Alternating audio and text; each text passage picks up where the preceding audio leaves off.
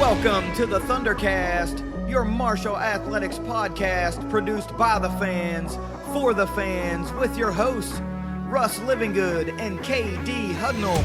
We're bringing you the thundering word on the thundering herd each and every week, so keep it right here. The ThunderCast is on the loose.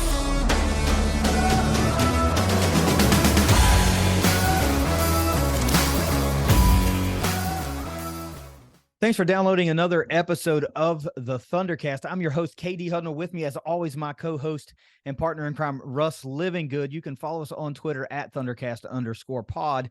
And also head over to Facebook, give us a like over there as well. And please, now, you do not want to miss out on any of the content over on the ThunderCast YouTube channel. The links to all of our social media are in the description of this episode.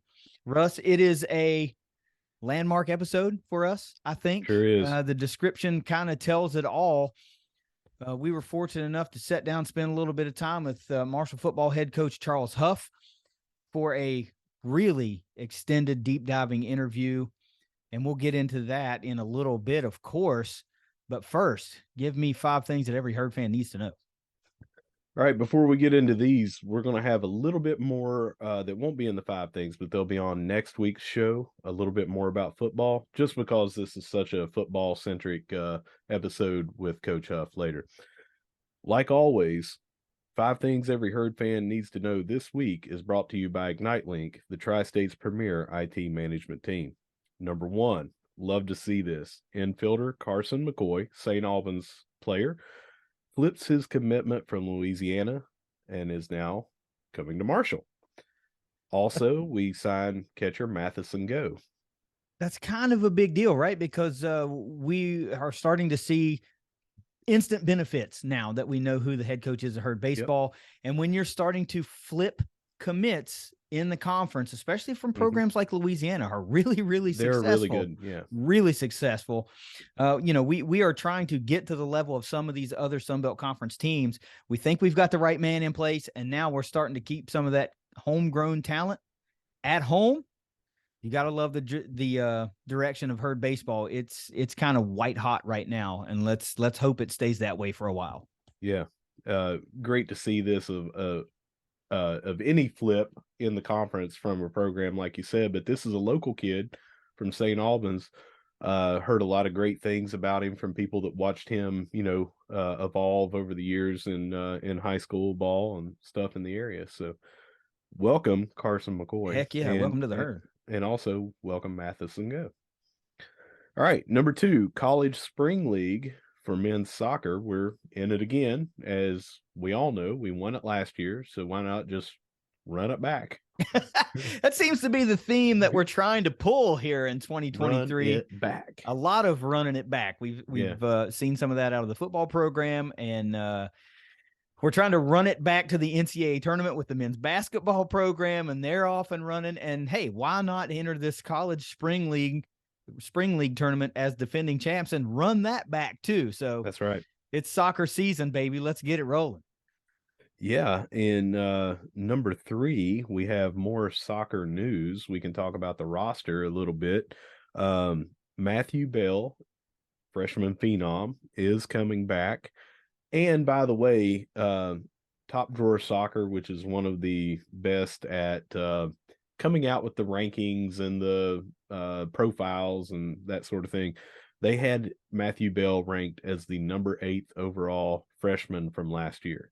That's huge in the country. A lot of soccer programs, and he was 8th out of all those. So yeah, let's reiterate that. And that's not the conference. That's in the country. Country. So the reload, as I'm sure you're going to allude to here in a moment, is in full swing. But wait, Ron Popeil. There's more. We're bringing in, and man, just at me and tell me how to pronounce it, because I'm gonna butcher it. But Alexander Stjerngard transfers in from Quinnipiac, and by the way, he was 49th in Top Drawer Soccer for all freshmen from last year.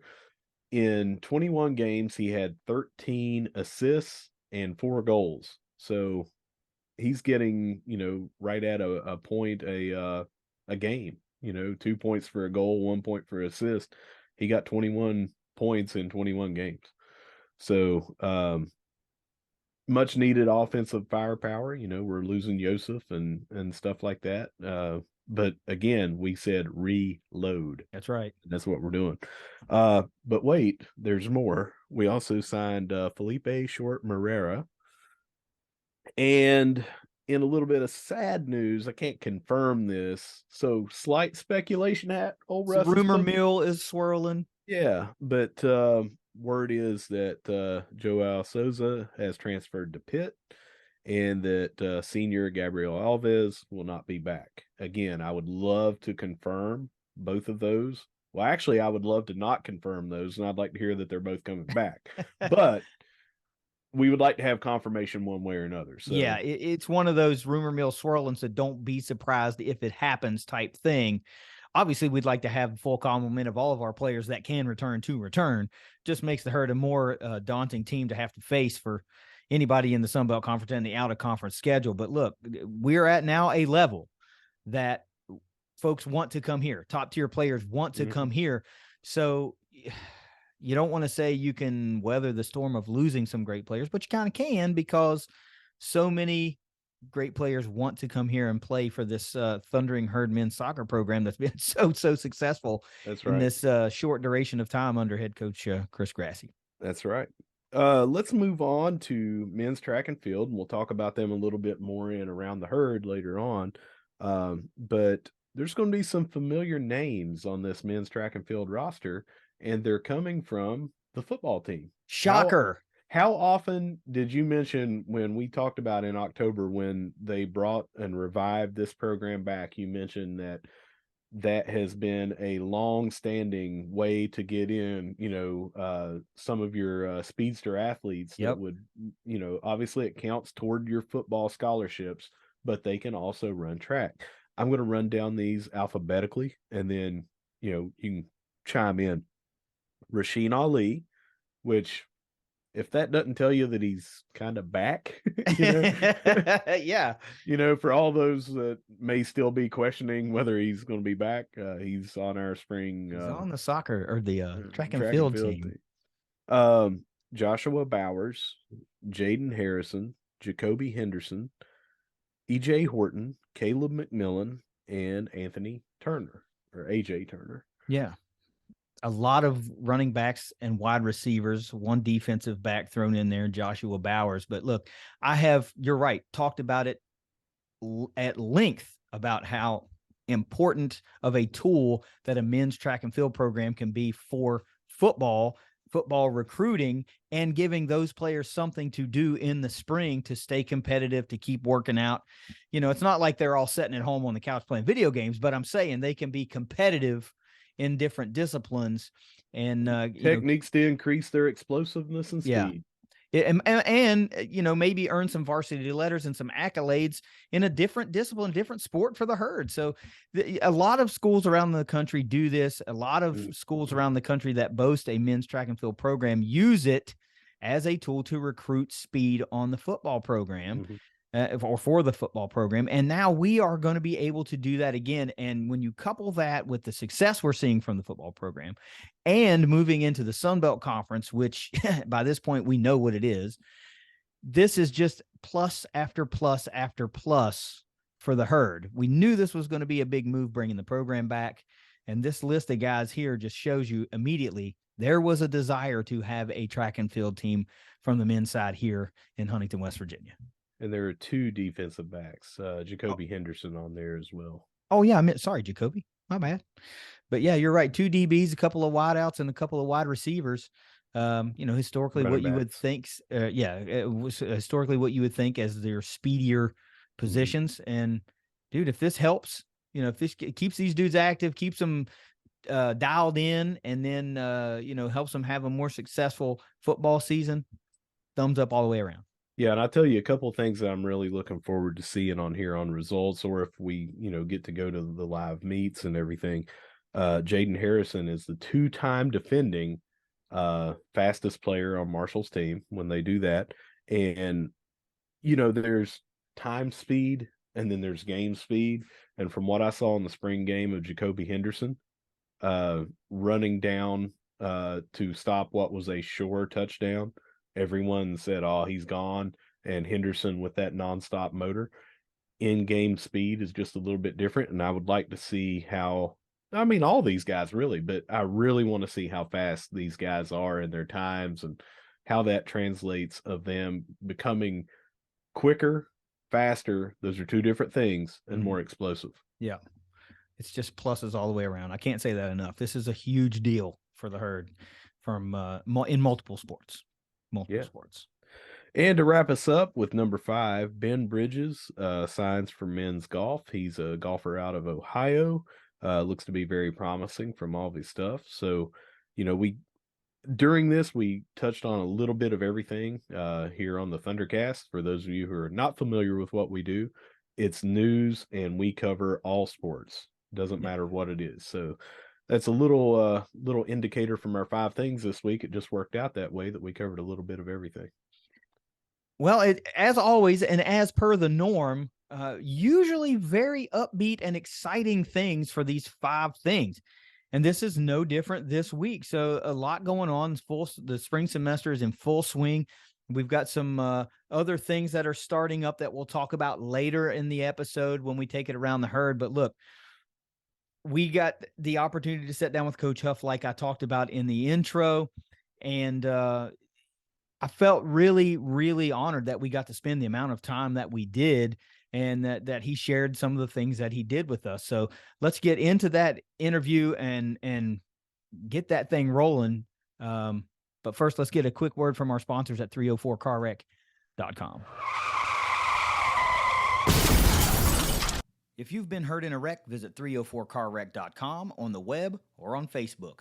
You can't stop a bad driver from crashing into you and making you a victim, but when you're hurt and you try to deal with the insurance companies alone, you set yourself up to be a victim again.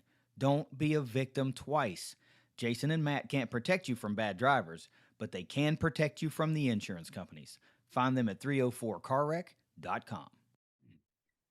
Coach Huff, thanks for joining us today. Congratulations on a really good season, 9-4 in year number 2. This is the first 9-win season for the herd since 2018.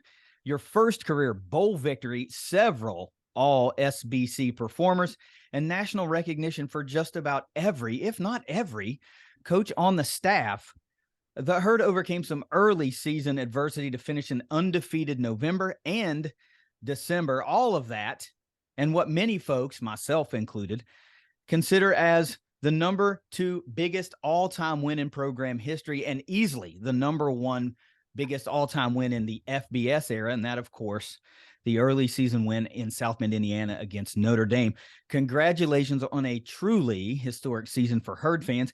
Thank you for giving us a little bit of your time today. No, I appreciate it. Thank you guys for having me on. I think this is a good platform for the fans to kind of come and voice coffee pot, opinions, and hear some unbiased or unattached kind of thoughts on just, big picture things. And anytime I can help connect the fans to what's really going on, I think it helps them understand why some things happen or why some things don't happen. I'm all about sharing information when appropriate, and this is a good opportunity to do it. Coach, I'm gonna hop right in here, and I'm gonna ask. We're looking at the off season is in full swing. What through the transfer portal, what positions are you prioritizing right now to make Marshall a better team for next year? Well, obviously, this transfer portal world that we live in it's here, it's real, it's not going anywhere. We just got out of the head coaching meetings at the AFCA coaching clinic, which is a clinic every year where all the coaches basically in America from high school, little league, all the way up to college get together, and we got together as an association of FBS head coaches and talked about some of the issues. And the transfer portal is not going anywhere, so right. it is what it is. It's here, and it's a little bit it's loud now because it has a name, but people have been transferring for years. It's just not at the volume and at the publicity level that it is. So it's not really new.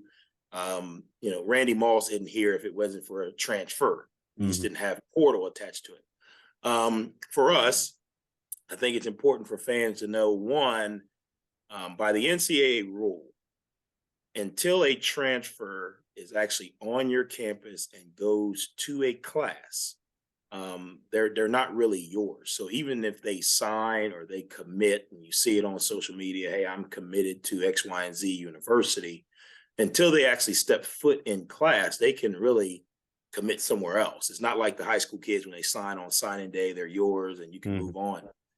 So we're going through that process right now. We have tried to be a little more secretive with who we're recruiting, who we're offering, because again, it's a social media world.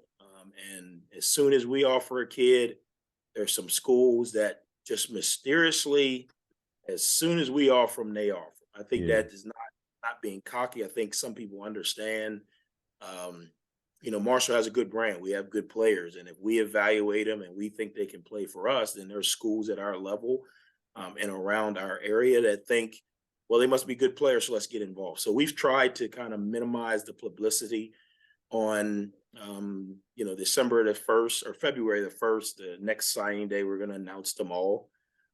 We signed 11 guys, or we have 11 guys that we're trying to get the class in this next couple of days. So, for example, our school started on the 9th of January. Ad drop ends on Friday. So we have basically a week to get them in class and get them here. Well, there's some other schools that don't start until the 23rd or the 24th. So theoretically, a school could call someone that we've got here on campus that hadn't went to class yet and say, hey, here's an NIL deal for triple what Marshall was offering you, and they could pack up and leave. So from a name perspective, we're going to hold those for another 2 weeks. We're going to have a big signing day event that I'm going to try to see if you guys can come do a podcast from, during that event, if that's something that you guys would be interested in. But from positionally, I come from the SEC. I come under the Saban tree. O-line and D-line are always going to be a huge priority for us, and not just some O-line and D-line. We're going to try to get them in droves, because I think look at what we were able to do from year 1 to year 2. We had a good defense in year 1, but as the season went on and we wore down up front, we lost some games towards the back end of the season that, we probably could have won if we'd have had more healthy D linemen.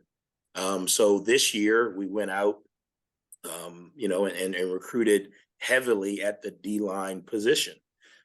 We signed last year, I'm talking about 5 offensive linemen, freshmen. So we feel really good about the progression of those young guys. Obviously, they weren't prepared to play this year, but we feel like they're going to be in a really good spot. As you see, this year, our defense was a lot better because up front, we were a lot better and more consistent and more depth. If you break down the numbers, we didn't blitz as much this year as we did last year because we were able to cause havoc with just 4 D linemen. So this year, the 2023 season moving into, we went out and revamped the D-line. We lost some guys due to graduation that played a lot for us. Damian Barber, Anthony Watts, some of those guys. So we went out and reloaded on the D-line. We also lost some O-linemen, Kendrick Sartor, Cedrice Palaton.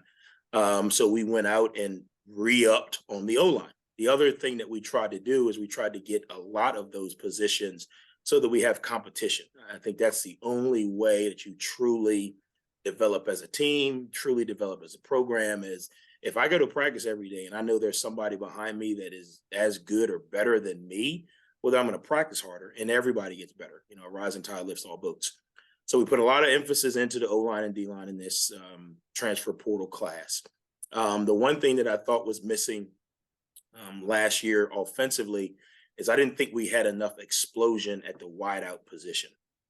We had good wideouts. We had wideouts that have caught a lot of balls and done a lot of great things, but we didn't have anyone that truly put fear in the defensive backfield on the other side. Some guy that can flat out run, or some guys that just flat out had unbelievable ball skills. So that was an area that we went out and revamped.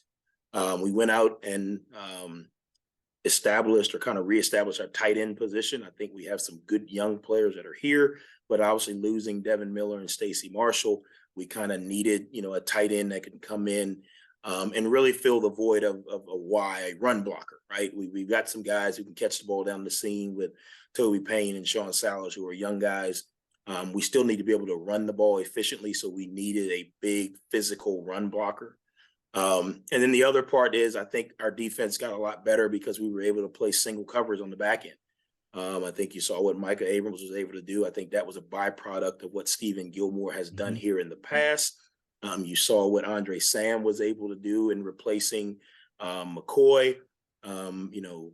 Isaiah Norman played a huge role for us, not necessarily in statistics, but in leadership and communication and solidifying, the back end.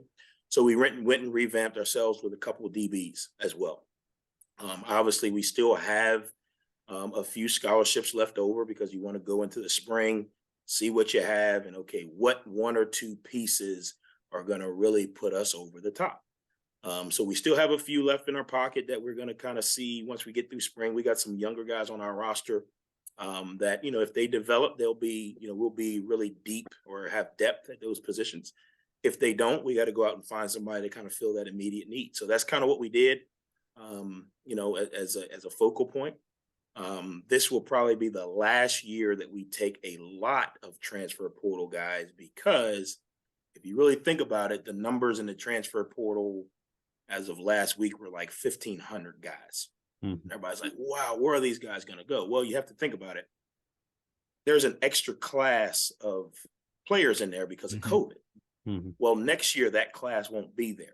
So you're talking about going from 1,500 to probably, 700 or 800. Still a lot, but not as many. So we'll probably take more high school guys moving forward and kind of fill some voids with the transfer portal. I think we still always got to be able to use it, but we won't be taking 24 and 10 and 12 like we have in the past. We'll be able to do a little bit more in the high school recruiting realm to try and kind of balance our roster. That's interesting. A lot of folks know that there's this COVID class still kind of lingering around there, and everybody with their extra year, and that's about to run out. And I think that's something that a lot of folks have lost sight of. They, like you say, they see these large portal numbers and they're thinking, man, this is going to be like this forever. And it just doesn't sustain. The numbers will be gone by a factor of half, basically. And you answered what I was most intrigued about, I think, when it comes to recruiting, and that's how you manage your scholarship allotment effectively. And in saying you're going to emphasize high school recruiting more next year, that kind of balances out. But is it always kind of your philosophy to keep one or two in your hip pocket just to see, all right, we weren't quite where we wanted to be here. Let's see what's out there. So you can go get an instant impact guy is the term I like to use. Yeah, I think, when you look at our level, we're, the high school guys that we take probably are developmental guys, right? We probably aren't getting too many 5-stars who are plug and play ready.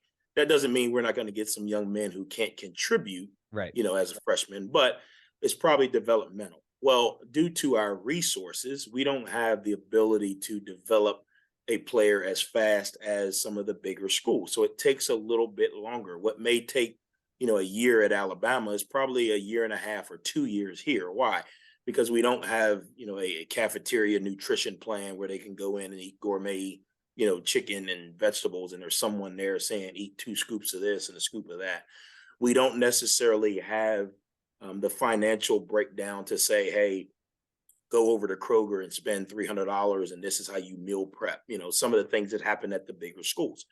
Also, you also don't have the, closets full of the nutritional supplements to say, hey, we're going to put 10 pounds on Johnny every month for the next 4 months.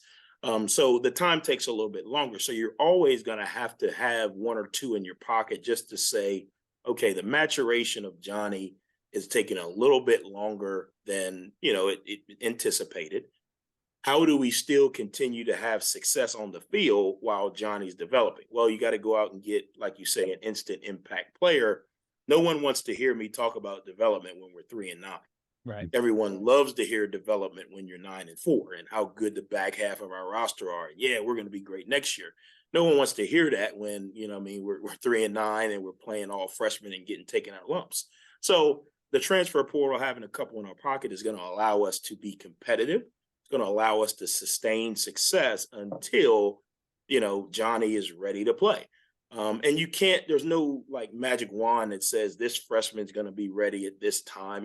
Cam Fancher's a great example of it, right? You don't know when that proverbial light's going to come on and he's going to be in position to kind of play at the level you need him to play. And it's not fair to put time parameters on freshmen. It's not fair to say, well, you've been here 3 weeks, you should be playing like the seniors. That's not fair. So keeping a couple in your pocket allows you to be able to manage the ebbs and flows. Someone may get hurt in spring ball. That could change drastically how we look at the season or how we look at a certain position.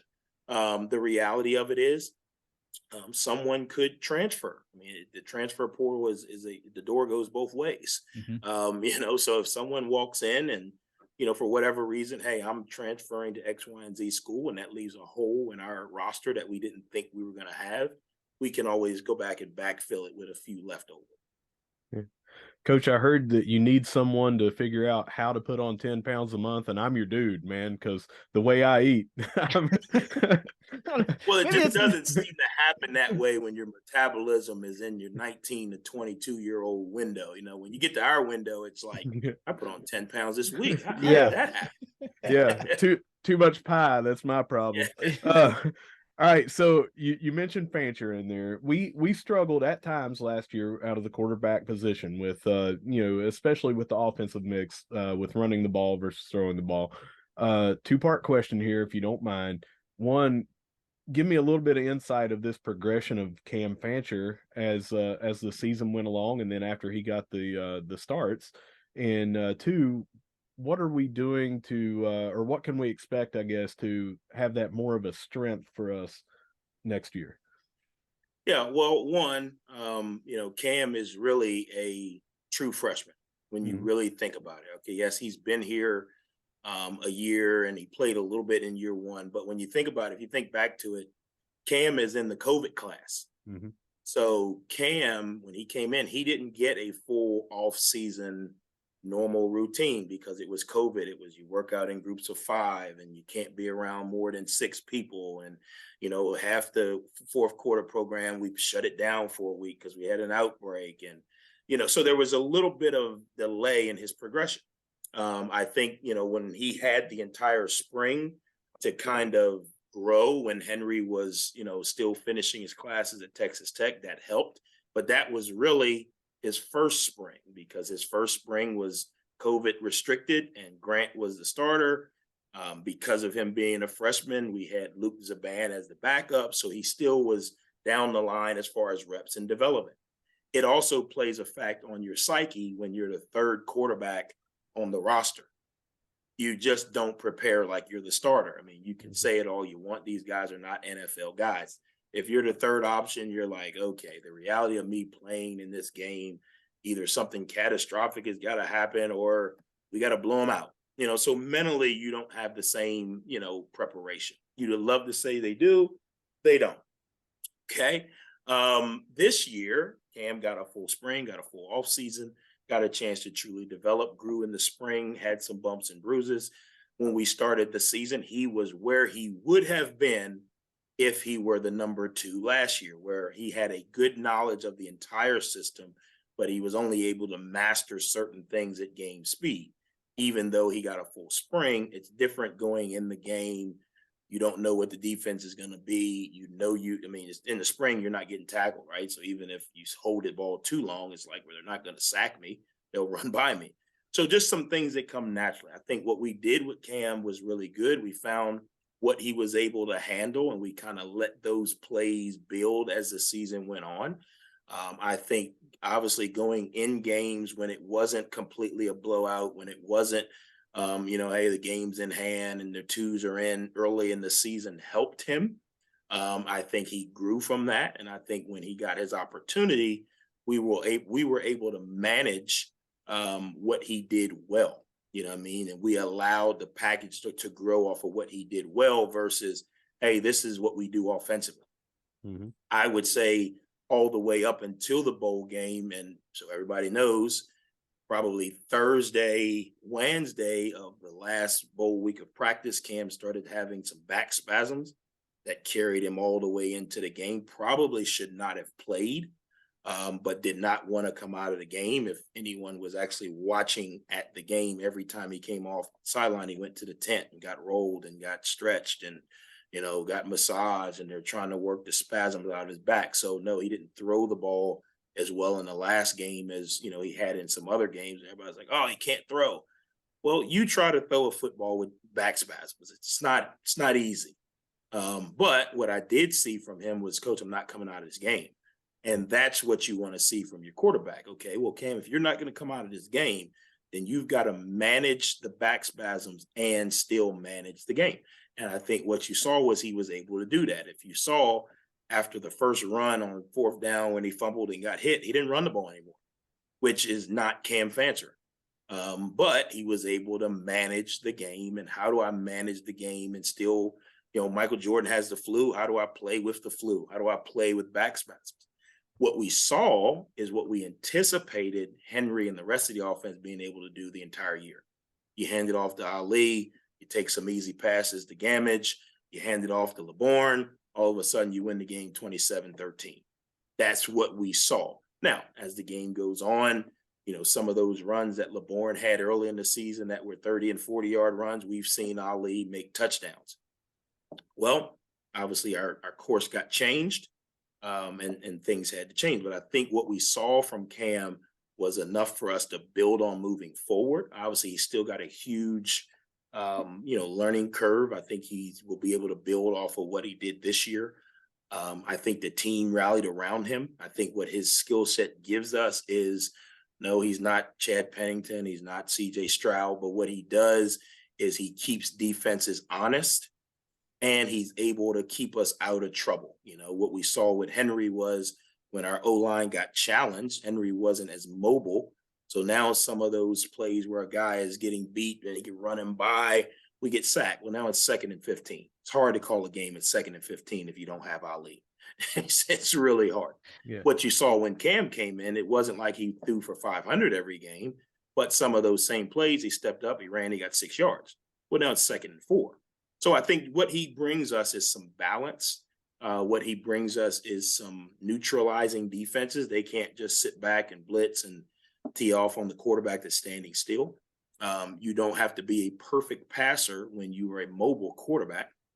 Opposite, Henry was a little better thrower, but not as mobile. So now everything around Henry had to be a little bit more perfect.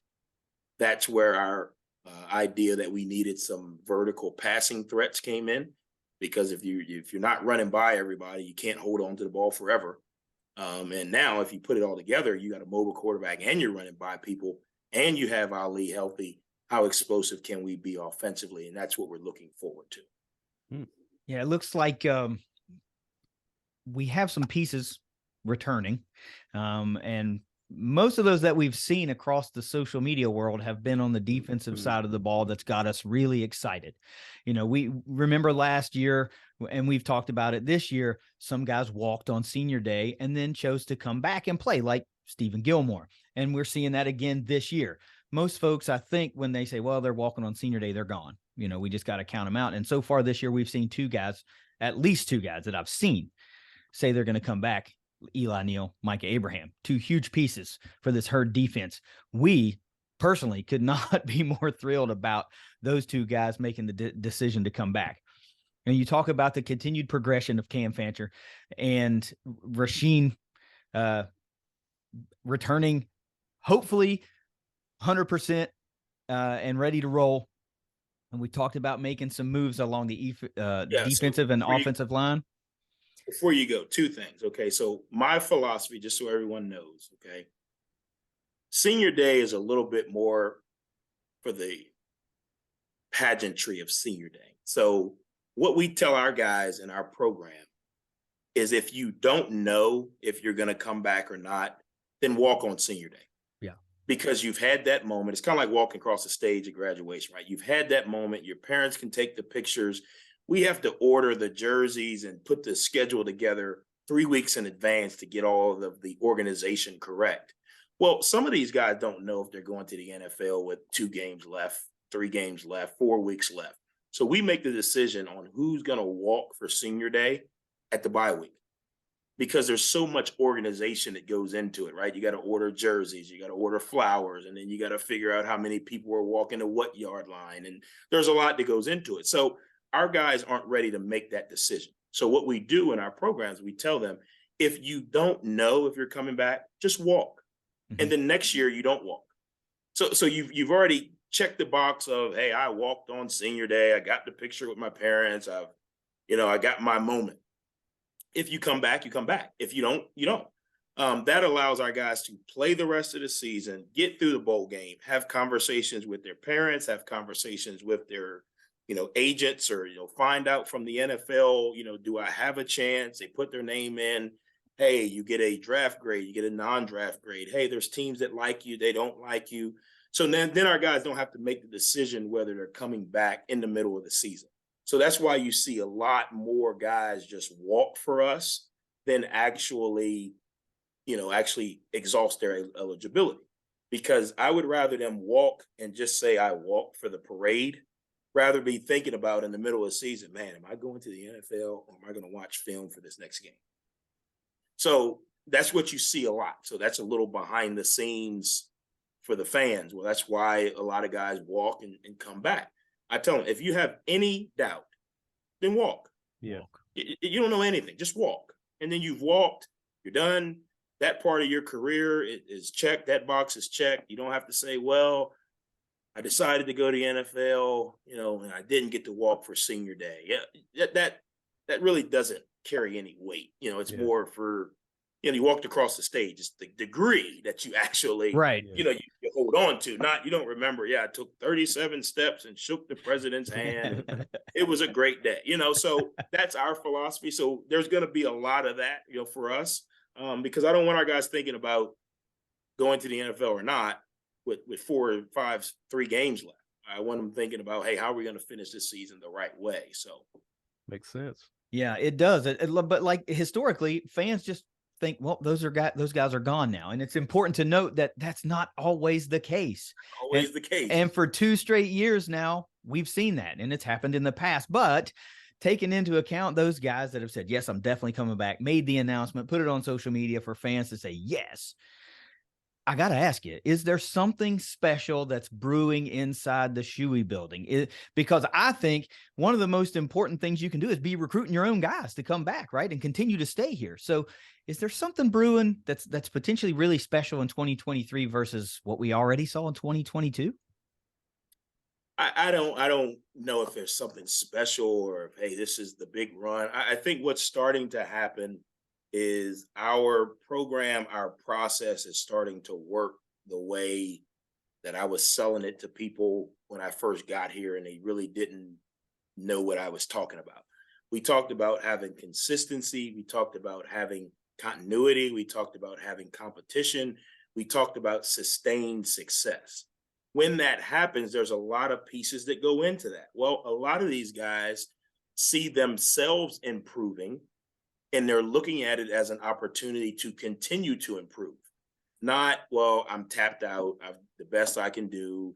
I've made as many plays as I can. No, because we're continuously challenging these guys on and off the field, I think they see themselves improving as men. I think they see themselves improving as football players. And I think they see that if I can continue to improve as much as I can create value for myself on the other end. It's not this deal where it's like, well, I'm not getting challenged. I've been a starter here for this amount of years, and I've kind of done all I can do. You take a guy like Owen Porter, for example. He had the best year of his life in college this year.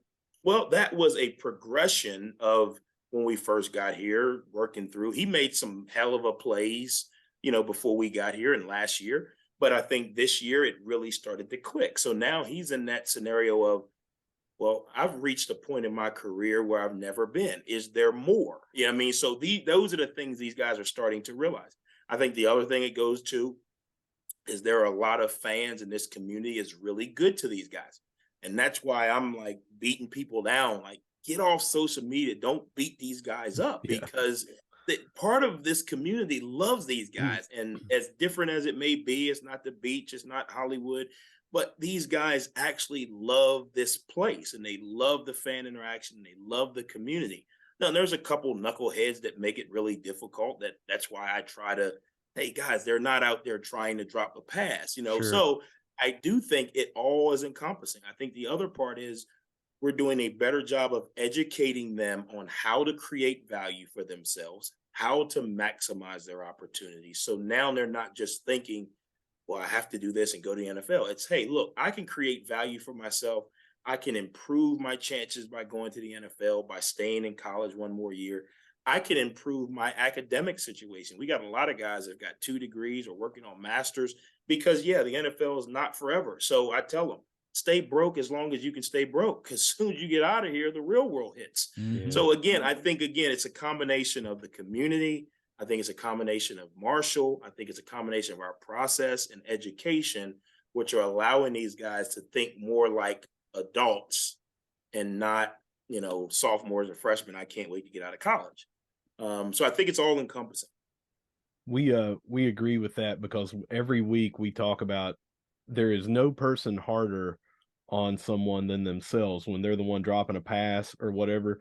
Someone mouthing off on a message board, they're not doing it on purpose. Obviously, you want to win every game, you want to do all that, and we talk about that. And we've graded the fans, and sometimes I've been extremely hard on the fans over those vocal few. Not everyone, because Not everyone. by And and I get large, it, right?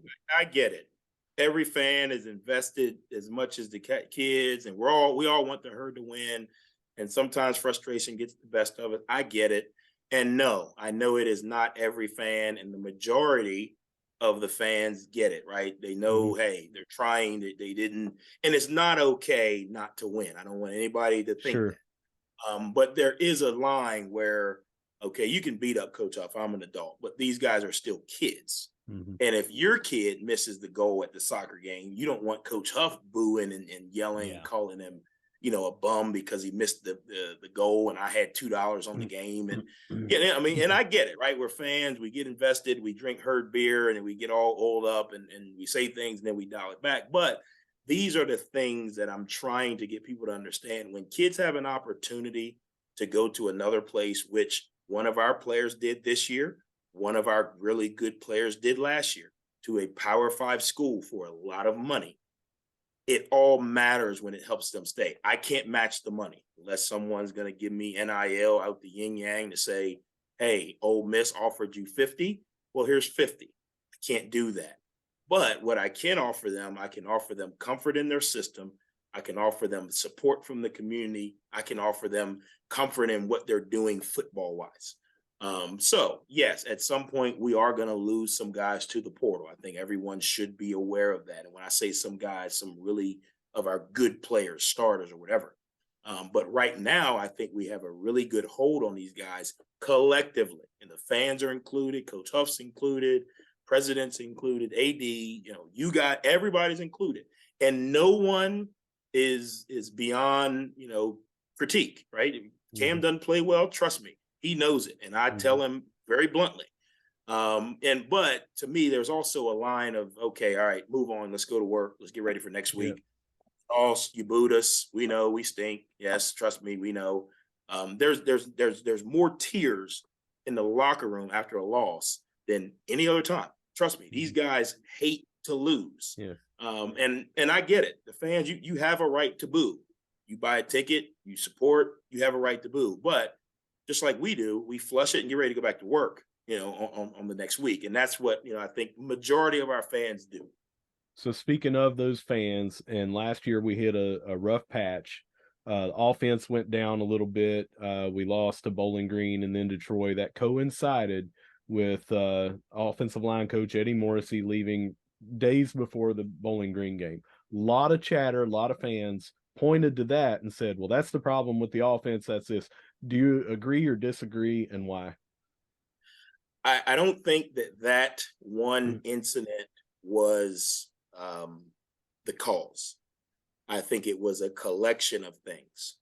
I think one, so regardless of, well, first of all, if you guys realize my track record, we go through this every year. We hit a patch of just, what the hell are they doing? Last year it was, yeah, I get it. I don't know why yet. Okay. Trust me. If I knew why, I would fix it. But for whatever reason, we hit a patch. Last year, it was Middle Tennessee and the 5 turnovers. Remember, it was, what the hell are they doing? I mean, we should be able to beat Middle Tennessee with our eyes closed. Okay.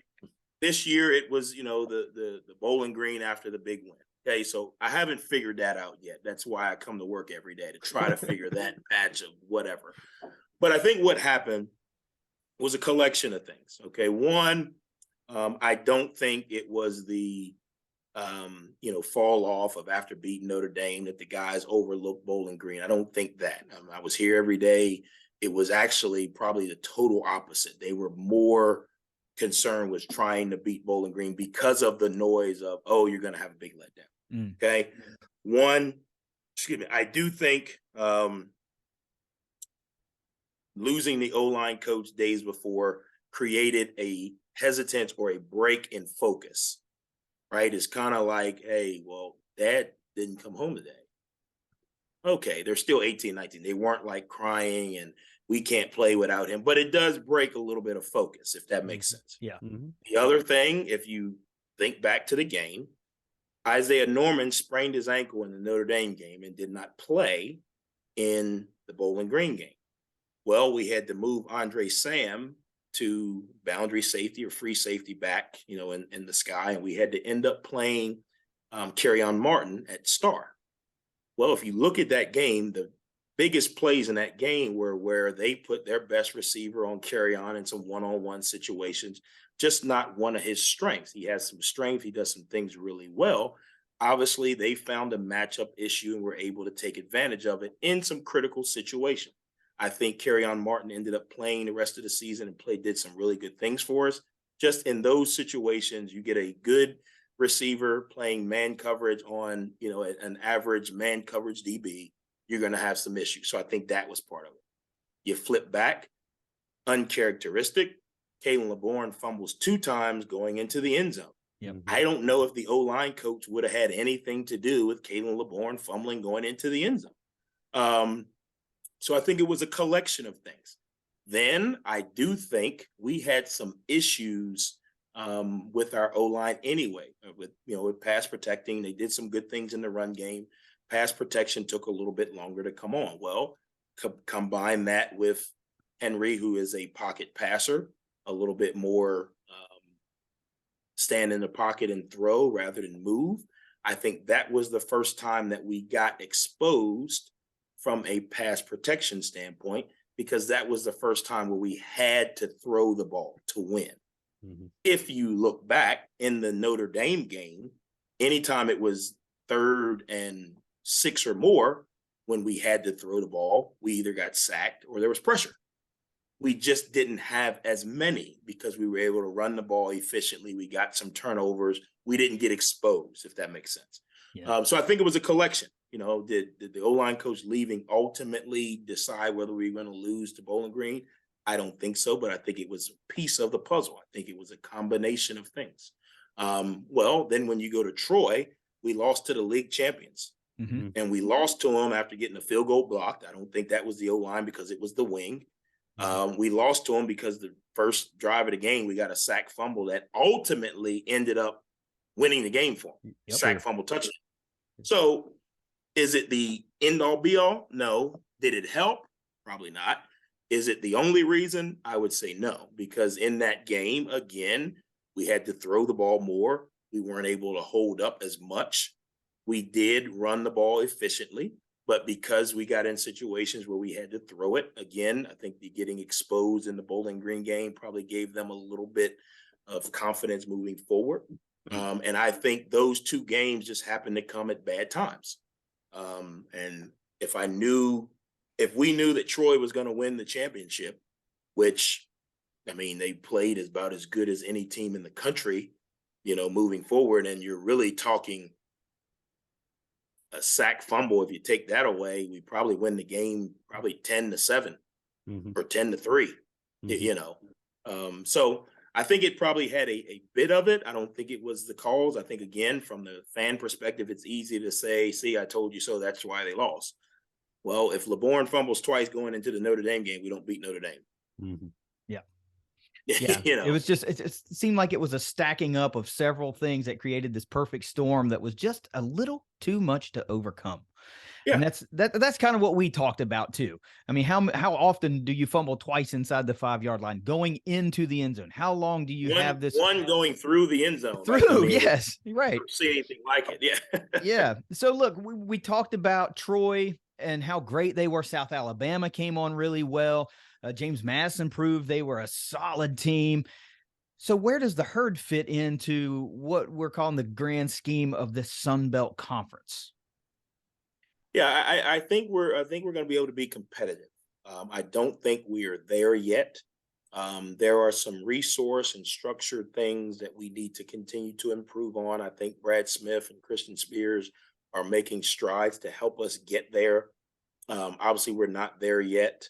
There's a lot of things that, from a fan perspective, when we run out of the tunnel, that they don't even have a clue of what we go through to get to that point.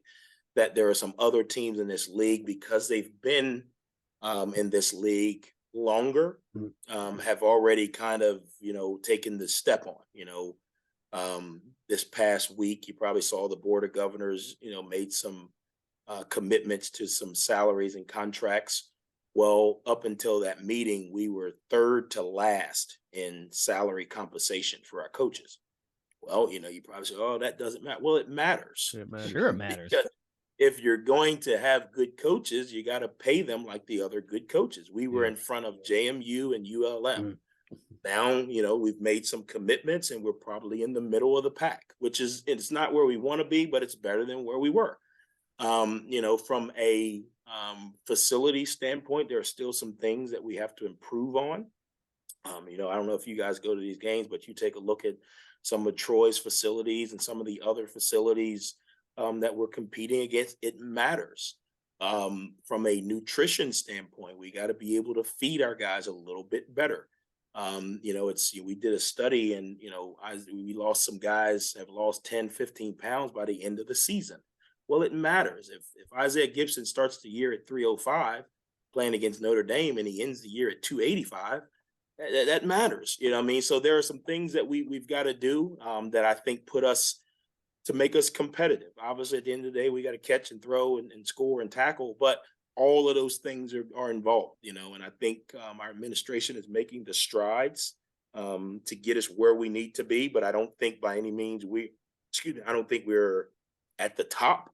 But I think we are at least in a competitive jockeying position. So what gets us there besides, what can fans do basically to get us there to help out? I know administration, they have to do their thing. Obviously revenue, we need as much of it as we can to help with that. But what can fans do right now? Me, KD, all of the Herd universe, what can we do? Yeah, I think we've got to find a way to fill the stadium again. And that's, it's a national issue. And I get it.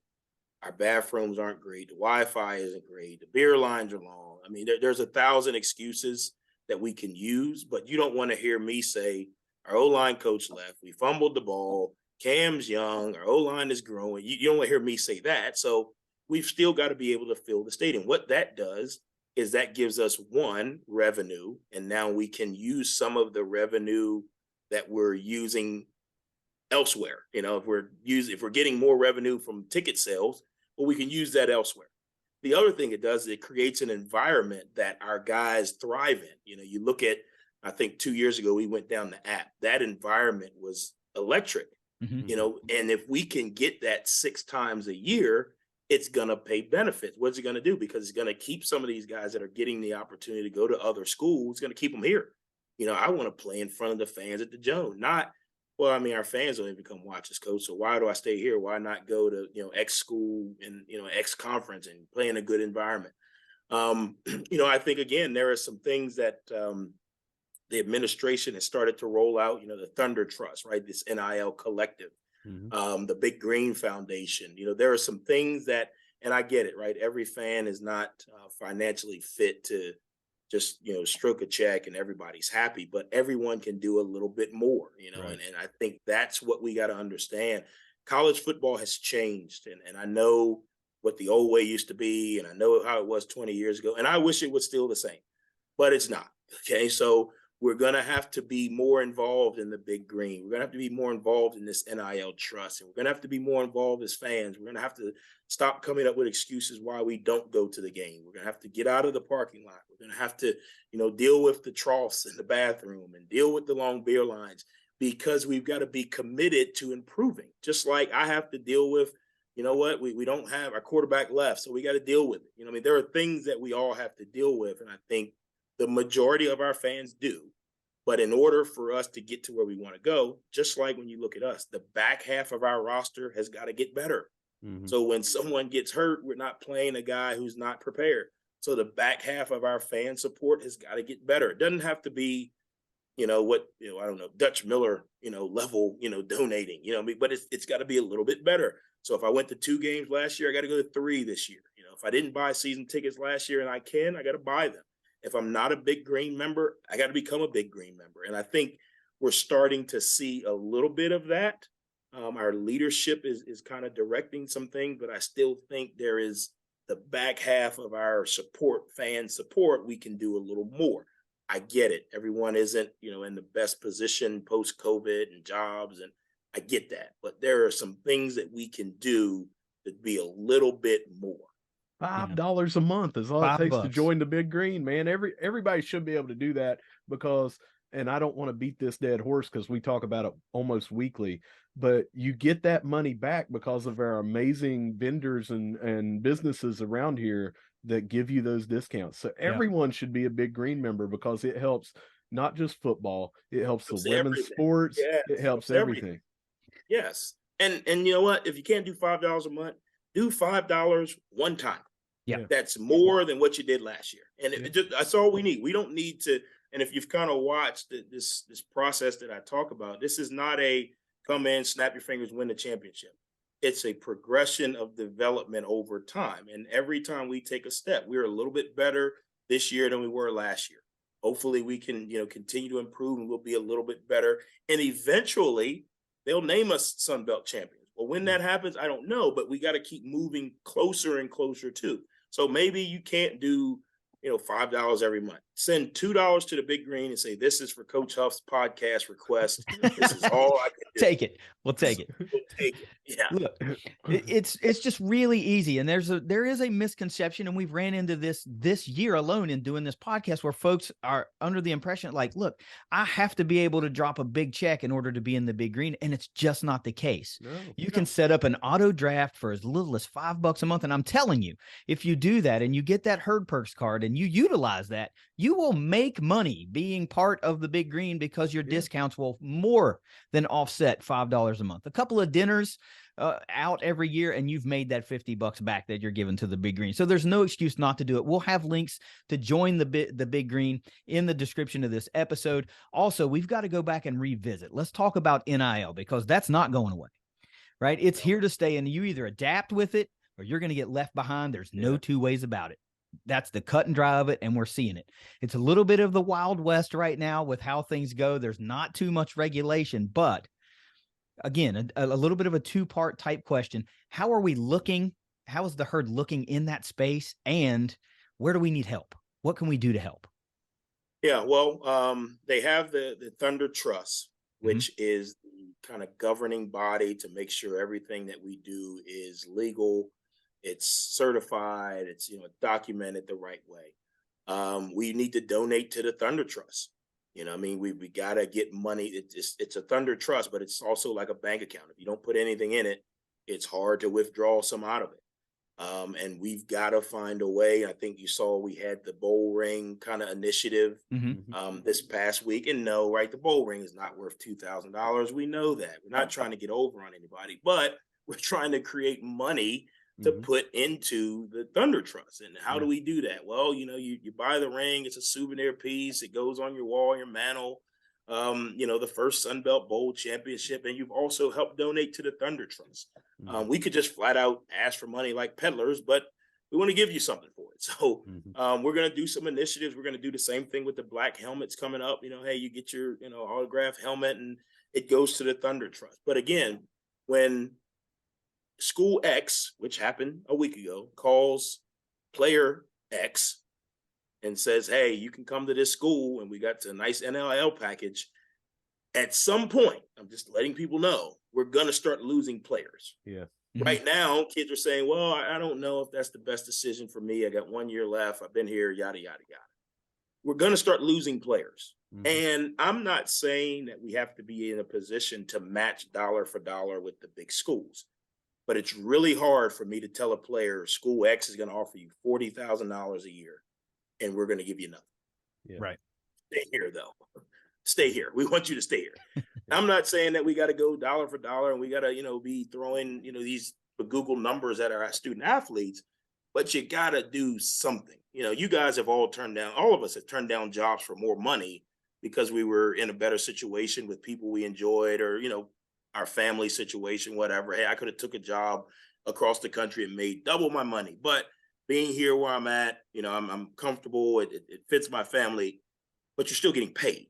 Yes. So it's not like you turned away triple your salary to get nothing. So we've got to be able to use it. We've also got to be able to have enough to go both ways, to retain our current players, to attract the other players. If 3 other Sunbelt schools are offering a player money and we're saying, come play for the Herd, it doesn't work that way anymore. Like, they all know Randy Moss, they know Chad Pennington, they know Byron Leftwich. They can know those 3 guys at another school. Yeah. Correct. It doesn't work that way anymore. Now it's, what can you do to create value for myself? How can coming to your school help me create value? And the majority of the players that we're dealing with aren't looking for 200 grand, 300 grand. What they're looking for is, coach, I have a kid. Yeah. How can I help feed my kid?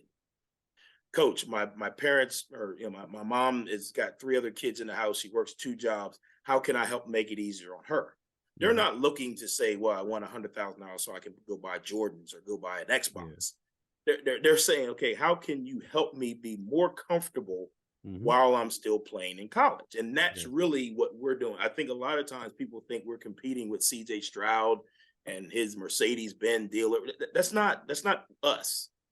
What we're trying to do is provide an opportunity for these young men that come in to be a little more comfortable, to be a little bit more stable. So that way that the $1,300 or $1,400 they get in their check, that we give them from the school, cost of attendance, you take $700 or $800 out for rent, take another $100 out for electric, you pay your phone bill, the kids end up with $50 a month. That's about what our kids end up with. And I know, they're getting a scholarship and they're in football. Yeah, I get all of that. But $50 a month is hard to live with. You can't even go to Chipotle twice. Right. So we've got to come up with a way to make it to where they have $300 a month. That's all we're trying to do. We're not trying to make them richer than the coaches. We're not trying to make them richer than, we're trying to make it so when the kid has a decision, okay, do I buy formula for my kid or do I buy a hamburger for myself? That's not a decision a 19-year-old kid should be making. Now, you could also make the argument he shouldn't have a kid if he's not ready. All of those things make sense, but that's where we are. Do I pay my electric or do I buy a pizza? Yeah. Not a good decision to start teaching 20-year-olds that opt out of paying bills on time to eat. So that's what we're trying to do with this NIL space. Obviously, we need money to do that, right? We need to be able to have a pot to go to. I'm out of it, so it's not like I give it to the good players or bad players. They have to go to the trust so that it's equally, distributed. It's not all of it's going to Rasheen Ali and none to, this guy or whatever it may be. But the trust allows us to equally distribute. And this is a problem for all athletics, not just football. Right. So the volleyball girl who's got to make a decision. Do I buy a pizza or do I pay my electric? That's where our kids are. So that's where we have to go. And that's where, and I made the statement, in the media, we've all got to be ready to do more. That's just where college athletics is. If you want to see Marshall, the school you love, the brand you love, continue to have success. The same way I've got to work more hours because of the transfer portal, the same way I've got to work more hours because of where we are with NIL, we all got to do just a little bit more. We can't say, well, I'm not doing that. We didn't do that, and we won the national championship in 1999. That's where we'll be stuck. We'll be stuck in 1999. Yeah. But the world's moving forward. We've got to move forward, and it takes all of us, because one person can't just keep sustaining, Marshall athletics. We all got to do a little bit more. Yeah. One person does not a herd make. That's why we are a herd, and it takes all of us to drive this train forward. And again, the Thunder Trust, you can find them on the internet at thethundertrust.com. Again, we'll have links to the Thunder Trust in the description.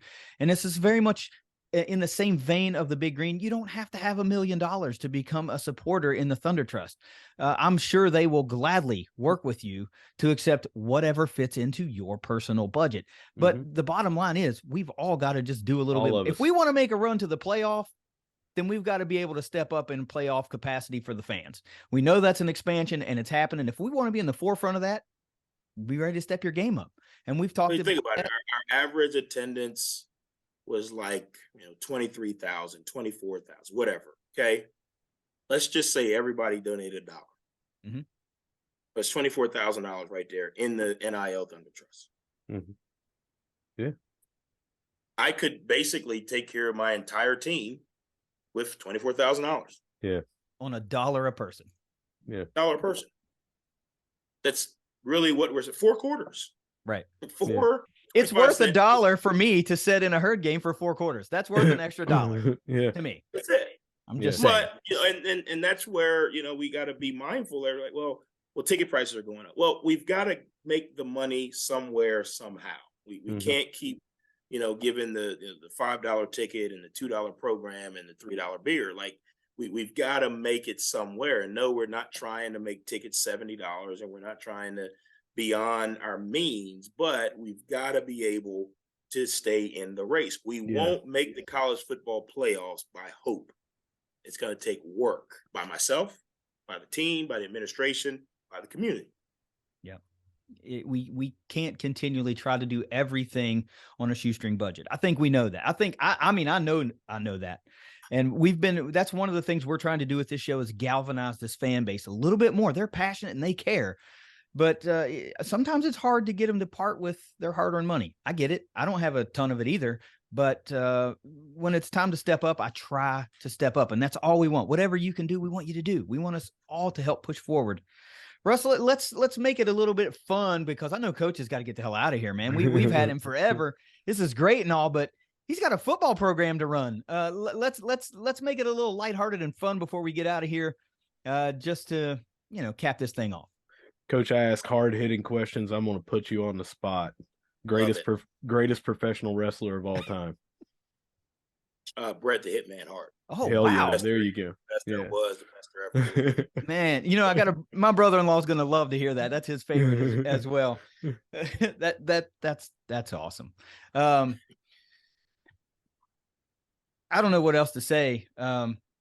Russ, I will set Russ up for this one. Russ is a little bit of a foodie, right? So I'm going to let him ask you his custom Russ Livingood question, because I'm actually kind of anxious to hear what would go into this as well.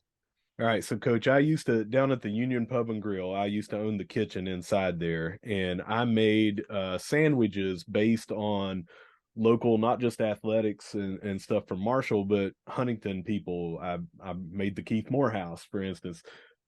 What would be on the Charles Huff on the menu if you got to decide what's on the Charles Huff for the sandwich? I'm going the donut burger. Oh, ooh, that's great. Ooh, that's good. Donut, bun, burger inside. That's a thing? Krispy Kreme glaze. Yeah, it's a thing. What the hell's wrong with you? It's a thing. He's a little guy. The Luther, man. Yeah, I mean, he probably eats avocado and stuff. Hell no. I can't stand avocado. Good Lord. Now, look, I'm born and raised West Virginia. I might live down here in Florida right now, but I'm born and raised West Virginia. I just did not know a donut burger was a thing, but that sounds freaking amazing. It was called the Luther after Luther Vandross. Yeah. who, Yeah. if you don't like Luther Vandross, why don't you get the hell out? Well, okay, that's going to segue me into my go-to, right? Because when it's time to vibe and you got work to do and you got to focus, what is it that you put on? What's the CD, the album, whatever your age range is that you go to? What is it that never gets old? What do you have to put on to play to get in that mindset to do what you need to do? And I'm a '90s country fan. I mean, that's to my go-to. I'm Alan Jackson. George Strait. That's my go-to. Billy Ray Cyrus. I'm a little older in mind than I am in looks and body. So I'm a '90s country fan. Dang, that's awesome. Yeah. I would have. I mean, I figured something '90s, but I wasn't expecting to hear like Billy Ray Cyrus and Alan Jackson. But you're speaking to the very heartbeat of the Herd fan base. I feel like right now. That's it. I mean, that's it. This is like the West Virginia Chattahoochee. Gee, Christmas. So look, let's close it out with this one then. Thinking back to when you were offered the job, right? And I remember the videos that were shot of you inside the Joan. It was at nighttime. You arrived in Huntington and you said, yeah, I can win here. So what was it about Marshall that was like, this is where I need to be right now? What is it about Marshall for you? Why Marshall? Yeah, I think, again, the fan base, the passion and the enthusiasm that they have, win or lose. And I know we always get on the handful that, make it hard, but the majority of the fans, win or lose, are so passionate about their university. They care about these players, which creates a foundation for success. And I always wanted to be at a place where the games mattered, where every game mattered, because once that happens, you can build on that. It's hard when, there's some places where there's so much going on around that you don't even know a college game is going on. I worked at Vanderbilt University, and some people didn't even know Vanderbilt was in Nashville. I mean, it's just because there's so much going on. But like, people know the Marshall brand. People know Huntington. This community like thrives and lives off of what we do on game days. And I would say we, all athletics. And I wanted to be a part where it hurt so much when it lost and it felt so good when you win. Because that's what gets me here every day at 5:30. That's what makes me, want to, people looked at me and said, man, you had so much passion, off the bowl win. That wasn't for me. That was for the 125 kids in the locker room that I know the stories and the troubles and the issues that went on all season, and guys coming to me and, hey, coach, my mom's boyfriend is beating on her and I can't go home to help her. Hey, coach, my mom's lights got cut off. Hey, coach, my girlfriend's, threatening to kill herself. Hey, coach, I don't feel like anybody in my family even cares about me, but this is a place that I want to be at. And that's what that passion was for the guys who I meet over at Sheets and say, coach, you make us happy. You make us so happy when you win. And for people that, walked up to me after the Notre game saying, this is the best day of my life. Yeah, that's what that joy is for. Because again, we ask so much, right? We're asking the fans to give, we're asking the players to buy in, and we really don't know if you're going to get your reward, right? You hope that, hey, you got a plan, you trust the process, but you don't know. But for the kids that actually get their reward, and if you watched how quickly I passed the trophy, it wasn't for me. I want you guys to have this. I was happy because every time I said, hey, stick to it, it's going to work out. Just trust the process. Control what you can control. Every time I said that, in the back of my mind, I'm like, God, I hope this is right. God, I hope this young man gets an opportunity to really reap what he's giving to us. And in that moment, we did. Like, that's what the excitement was for. Yeah, I was happy we won the bowl game, but it was more excitement for everybody involved, fans, players, everybody reaping their reward. Sometimes in life you don't get to. Sometimes in life you do everything right. You go to work every day and the boss walks in and says, hey, you're getting laid off. Sometimes you just don't get those moments in life. And that moment, I really felt like everything that this entire community and organization poured into this season, we got to be called champions at the end. Now, we still got things to improve on. We want to get better, but that moment was for them. For me, it's okay, good. All right, let's figure out what we got to do next year to, get these guys back. And we got recruiting next weekend, but for them, that moment was special. Yeah. Don't be, but you ain't fooling me. For 10 minutes, that was like, that's pretty sweet. I won my first bowl game. That was pretty sweet. Yeah. Well, it was good. And I think, again, it's kind of like you guys with this show. Like, it's not necessarily the show, it's the moments together. And Yeah. it was pretty sweet because of the family that was behind me or the family that was on that field. And like winning it with these guys, it was like, man, that's pretty special. Yeah. Yeah. I can feel that. But you're still, I mean, I get it. You're a team guy, team first, but still, the first one is pretty damn sweet. You're like, Yeah, that was pretty awesome. Let me pass this trophy, but that's pretty badass. I'm glad I got that dub. All right, Coach, one more thing that I didn't ask, but you were talking about NIL and these kids that have a choice to go to another school or something like that. So on the spot, again, what do you say to people when your name comes up for being up for these other jobs and stuff like that about, hey, coach is here for a leapfrog, it's a stepping stone, he's going to get out of here. And what do you say? Really good. One, I think it's always easy to say, I told you so. So people are going to say that, right? At some point, either they're going to fire me or I'm going to leave. That's just the evolution of coaching, whether that's tomorrow or that's 30 years from now, right? They fired Coach Pruitt. I mean, the guy left. Okay. So it's going to happen. And it's easier to say, I told you so, whether I was here 10 years or whether I was here 10 days. That's the first thing. The second thing is, I think there's a little bit of unclarity with, there's a difference between Joe Smo, who creates a list of potential candidates for an open job, and the reality of being involved in that job. So every time that you see my name connected to a job, well, Joe Smo can put up a top 5 candidate list and hit retweet 1,000 times, and he's got 1,000 retweets. Right. Who knows if Joe Smo has any connection to the committee? Who knows if Joe Smo is even in any of the meetings? No one knows. The other part is, as a minority, I am one of the few head coaching minorities who is having success, who is movable, right? When I say movable, Mel Tucker's got a 10-year deal. He's not movable. James Franklin's got a 10-year deal. He's not movable. So again, typically, obviously, we've gone through a lot in this country. Whenever there's a search, there has to be a minority name included, right? We've gotten to that point. Well, because of the success we've had, which is a good thing, it's easy for Joe Smo to say, all right, I got a top 5 and I got to have a minority in it. Charles Huff. Okay, so again, that creates a little bit of confusion. There's language in my contract that any conversation I have with any other school, I have to let President Smith and Christian Spears know first. So there is no backdoor conversations. There is no, oh, well, I heard his name was up for this and he talked to that. So it's very clear in our bill. I'll give you a perfect example. Last year, everyone thought I was going to Virginia Tech. Remember? Oh, he's up for it. I never heard from anyone connected to the search. Never. Not one conversation. I didn't talk to one AD. I didn't talk to one search firm. My agent didn't talk to one search firm.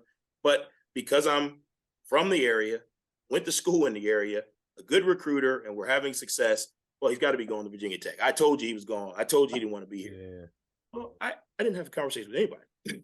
The final piece, which this is different, and I explained this to Brad Smith on our year-end review and making sure that, Coach, we just want to make sure that we're doing everything we can to, make it comfortable for you to be here. I'm going to be at Marshall as long as I can sustain success. Because when I can no longer sustain success, you're going to fire me. Mm-hmm. So I'm going to beat you to it. So as long as we can sustain success, I'm going to be here. That doesn't mean win championships. That doesn't mean win every game. But as long as we can continue to close the gap. Yeah, I understand we're not made of money. We're not going to go from third to the last to first. I'm not asking for any more money. I haven't asked for any more money. You're not going to see a contract come out with, Huff getting a raise. I don't want a raise. What do I want to do? I want to improve facilities. I want to improve staff salary. I want to improve things for the players. So as long as I can continue to win, I'm going to be here. Because as long as I can continue to win, I don't have to go anywhere else. The final piece, as a minority, anytime someone does want to have a conversation with me, I have to have that conversation out of minority representation, because if I don't, then the committee is going to say, well, we reached out to a minority. He did not want to interview, so now we move on. So I owe it to all the other minority candidates that are trying to get in those seats to at least have the conversation. I may not be going. I've turned down 3 jobs since I've been here. No one even knows that. I may not go, but if I do an interview or I do a phone call and I do well, that committee may say, you know what? Charles Huff was not interested, but let's see someone else who has the profile like him, because we were so impressed with what he said. They may call another running back coach who is not a coordinator, who is a special team coordinator, who's a young minority recruiter. Well, if I don't do it, then they're going to say, well, we tried to talk to a minority. He didn't want to talk to us, so we moved on. And I'm stunning the growth of all other minorities, not just African Americans, but Latino Americans, Mexican. And we're trying to fight this deal, which we shouldn't be in America, but that's where we are. Sure. We're trying to fight the deal, not of competence, but of opportunity. Yes, there's a lot of competent minorities of all races, but we aren't getting the opportunities. So when one gets an opportunity, I owe it to everyone else in the race to at least have the conversation, put my best foot forward, tell them my plan and my vision. Why or how do they understand a person who wasn't a coordinator is able to be a head coach and have success? And you know what? Right now is not the time for me to be at your university. Thank you. Final piece. So I've interviewed for jobs before I got to Marshall. One of the jobs I interviewed for, Deborah Bidington, who is now our CFO, who Christian Spears hired, was on a committee that I interviewed for 4 years ago. And she felt like I did such a phenomenal job in that interview that she thought that that school should have hired me. She left that meeting saying, wow, this guy is really sharp. Well, now I work for her. So how much easier is our relationship now that she already had that? So I don't know where I'm going to be in 10 years. So yes, if there's an opportunity for me to speak to other schools that interest me, or may have an opportunity for me to grow, yeah, I'm going to have that conversation. But I also know what we have here. I also know what we're building here. So yeah, it may be more money. The 3 schools I turned down was a lot more money. But does it make more sense? Can we still be successful here? Can we sustain success here? So yes, there's going to be opportunities that Joe Smo's going to write a list. I mean, I saw one fan DM me and said, Coach, I hope you don't go to Nebraska. It's in the middle of nowhere. I'm not going to Nebraska. What are we talking about right now? I saw your name up for the Nebraska. What are you talking about right now? But I get it, because of podcasts like this that are not as valuable as you guys. They throw names out and Johnny reads it on the message board. Well, I heard Coach Huff was going to X, Y, and Z school. Trust me, what we're doing here is special. There's going to come a time. I'm not one of these coaches that's going to give you coach speak. There's going to come a time when I'm going to move on, hopefully by my choice and not by Brad Smith and Christian Spears and the board's choice. But there's going to come a time. But again, as long as I can sustain success here, I don't have to go anywhere, because everything that I'm looking for from a professional standpoint, we're able to do here right now. Now, when that changes, 10 years down the road, 5 years down the road, if this NIL thing gets so out of whack that we can't keep our players and we can't recruit, and I'm going to roll out multiple 3-win seasons, yeah, then you're going to get rid of me. Right. I mean, so the narrative of he's chasing all these jobs, his name's up for all these jobs, is actually a good thing. You want people to say, man, your wife looks good. You don't want people to say, glad you married her because I don't want her. You want people to want your football coach. But wait, were you talking to me? No, this is definitely not you. Yeah, but I think you want people to recognize the success that your program is having, but you also want to make it so good that your coach, your AD, your president doesn't need to leave to just chase the next flashy thing, if that makes sense. Yeah, it really does. I will be the first to say that I am really thrilled with the staff we've put together. You've put, not me. Yeah. I didn't have any word in it at all. It's all of us. Sadly. I mean, I don't know why you're not calling, but I trust your judgment. But I'm thrilled with the lineup that we have patrolling our sidelines. Each and every one of these guys comes to work every day. They're doing things the right way. They're guys that we enjoy following the trajectory of their careers and what they're doing with our players, our administrative staff, Christian and Mr. Smith, all those guys. It seems like a big, huge breath of fresh air. That's one giant inhale for the last year. It's great. Yeah. And it's a really great time to be a Herd fan. It's a really great time to get involved more than you are now. Yeah.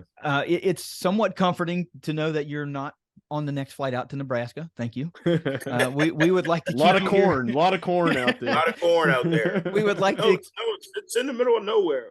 We would like to keep you here as long as we can, because we like to think that we've been trusting the process. You've been selling that since you got here, and we're trying to trust it, and it's paying dividends, right?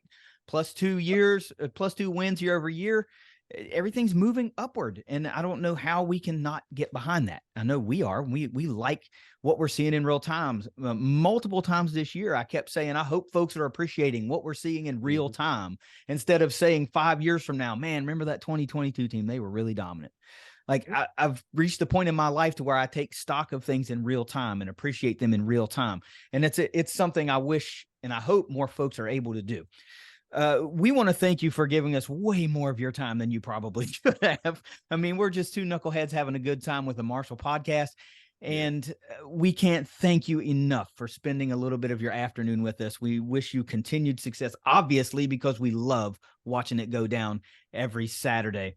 We're going to keep our nose firmly to the grindstone and follow all the goings on with the Herd. We're looking forward to spring ball and everything that goes along with that, and all the position battles and the recruiting and we just can't get enough of it. And I know Herd fans can't either. If by some crazy reason you'd like to come back and talk to us a little bit more, we'd love to have you anytime. If you'd like to walk down the hallway and tell Clint or Lance or any of those other guys, hey, get your ass on the podcast and talk about your defense, we'd like to have them too. Russ, if you got anything for Coach Huff, I'm just going to say thank you, and I'm going to bow out of the conversation. No, Coach, thanks again. Reiterate everything that KD said. We love what you're doing here.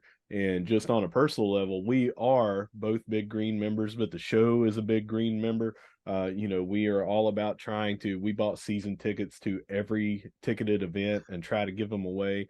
So we're trying to do some of the same things that you were talking about, to try to get more of the fans involved and coming. And we hope that by leading by example, that we'll get more of that, so we can continue to just go onward and upward.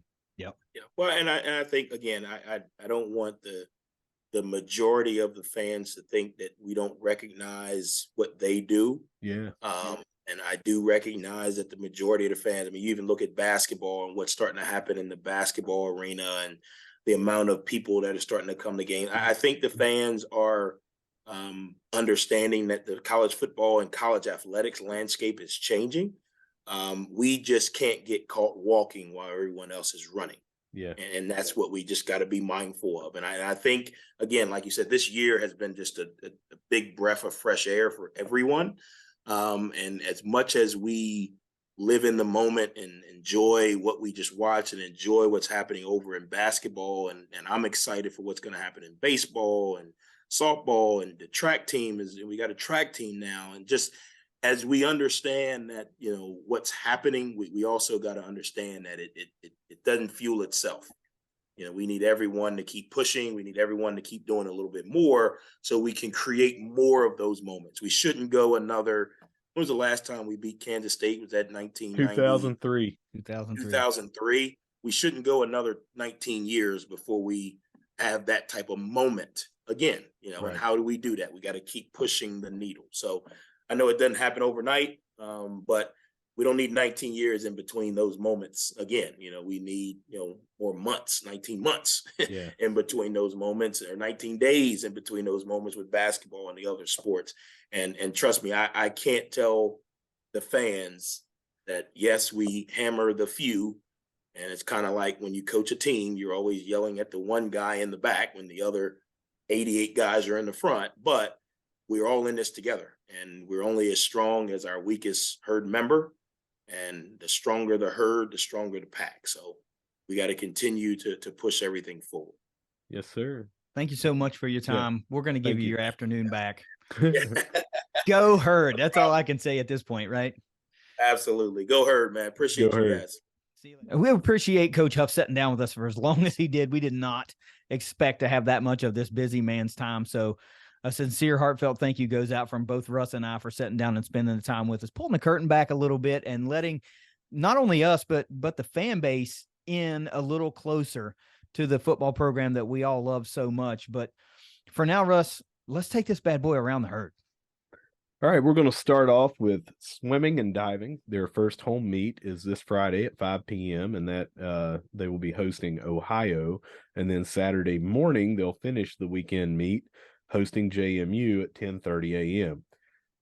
Besides it being the first of the year, what I thought is really cool is they have a very cool fundraiser that they're going to be doing that's a 50-50 kind of split the pot deal.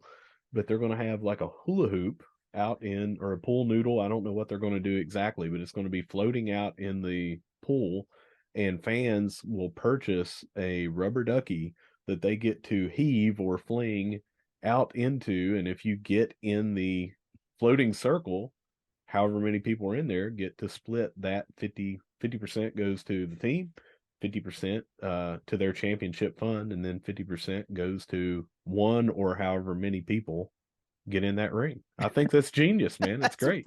I mean, that's something unique, right? What do you do? You know, you have like the half court shot, or, you know, you try to kick the field goal or something. What do you do in the pool? It's not like you can go, hey, climb up on the high dive. The triple Lindy. and bust out a triple Lindy, right? Yeah. Just test the wind and see how it goes.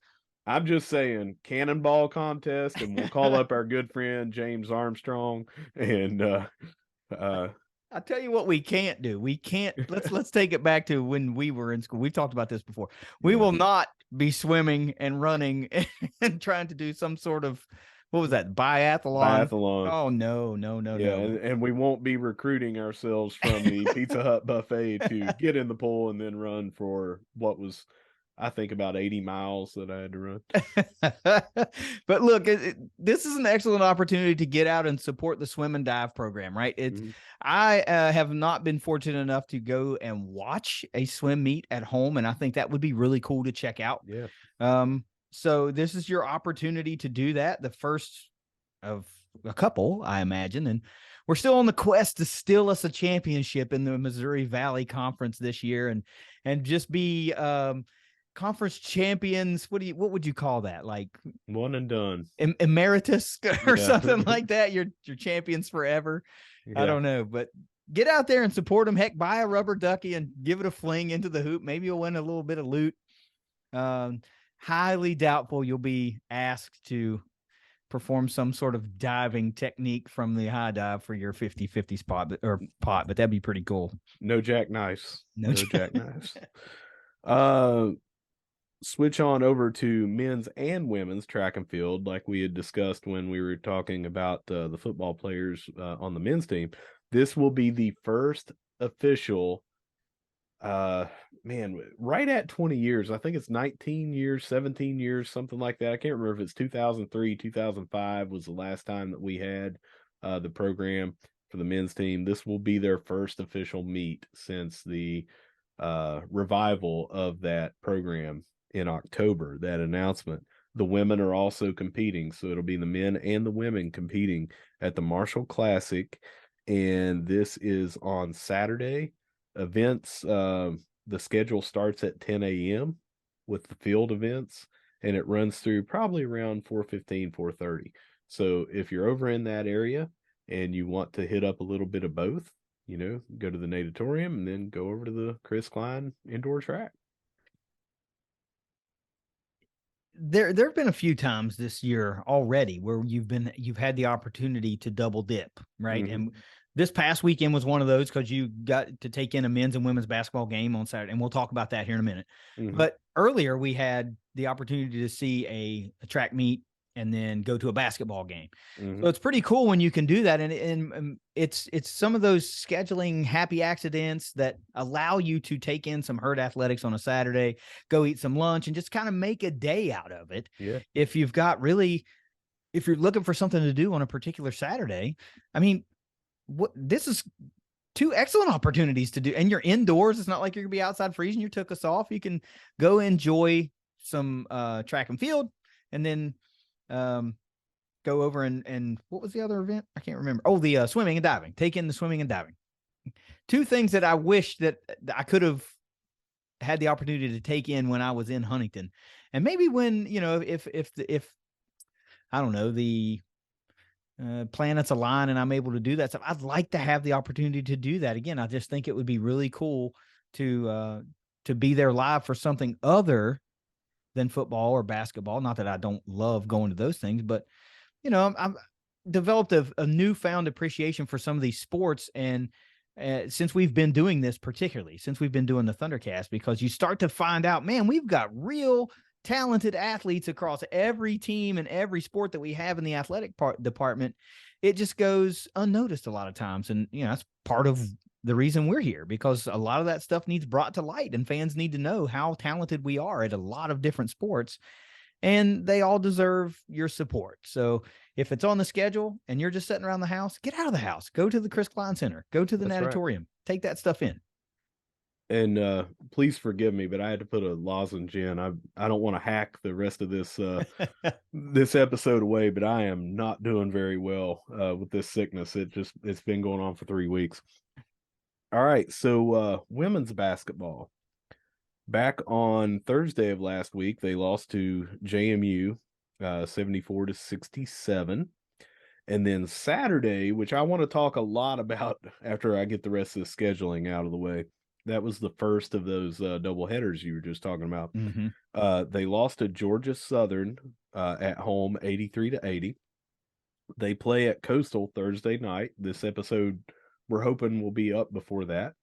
And it'll be at Coastal, and it'll be on ESPN Plus at 6 p.m. And then they play at ODU on Saturday at 4 p.m., also on ESPN Plus. Now, if I could go back to that game, I want to tell you a little bit about it. I was there. First off, the cam was rocking. We got a lot of people, more than I remember when I was in school, going to the women's games. And it was good to see. This program is very, very good, and they will not give up. That's the number one thing that we cannot stress enough. If you've watched their games on TV or if you watched them in person, they just never give up. So let's talk about that just a little bit.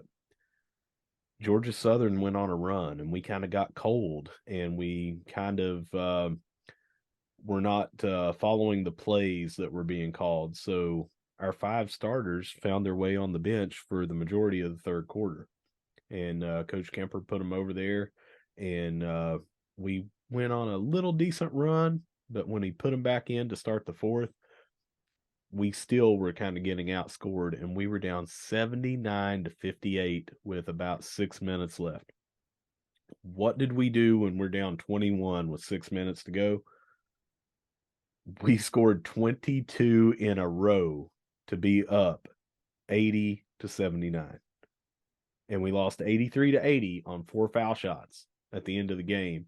We had plenty of opportunities to go in. And I got to tell you, not only did they not give up, not only did they score 22 in a row, but they played 5 girls from Georgia Southern and 3 refs in that game. And I have never seen it that bad. Other people, when I commented on it and tweeted about it from the game, other people were reinforcing, if they were there in person or they were watching on TV, they reinforced what I said. This was the worst called game I've ever seen in my life. It was all one-sided. And I would never accuse a refereeing staff of having money on the game. I'm being serious when I say this, but it could not have been more like that was what was going on. That's how bad it looked. I'm not suggesting that's what was there, but that's how bad it looked.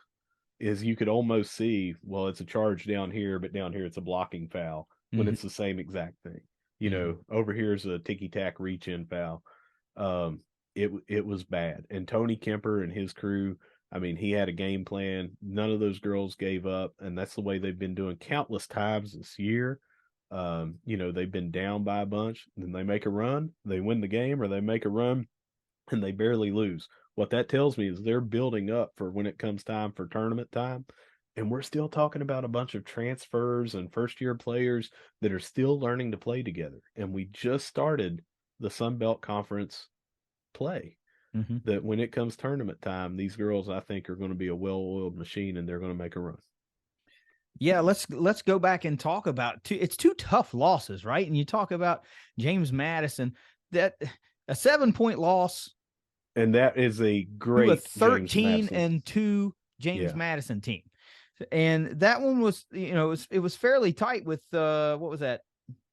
Down by 2 with just under 4 minutes to go. So it was nip and tuck to the very end. And we've talked about already the fact that they started out with an overtime win, and then they had a big comeback win against App State.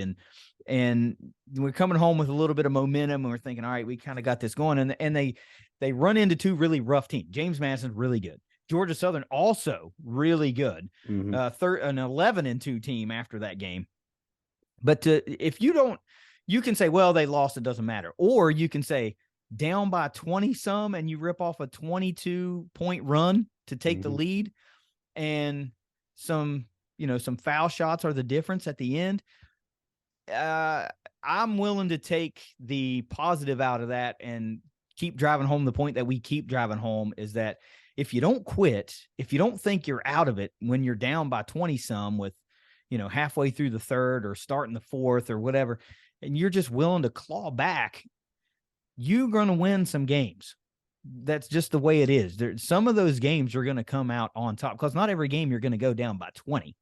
You know, so if you're down by 8 and it's starting to be crunch time and you're not batting an eye because you've been there before, we know we can score, we know we can get hot and go on a run, well, then you're comfortable being uncomfortable. And that's kind of what it's all about. And you're right, when it comes to be tournament time, that's a dangerous recipe for a team.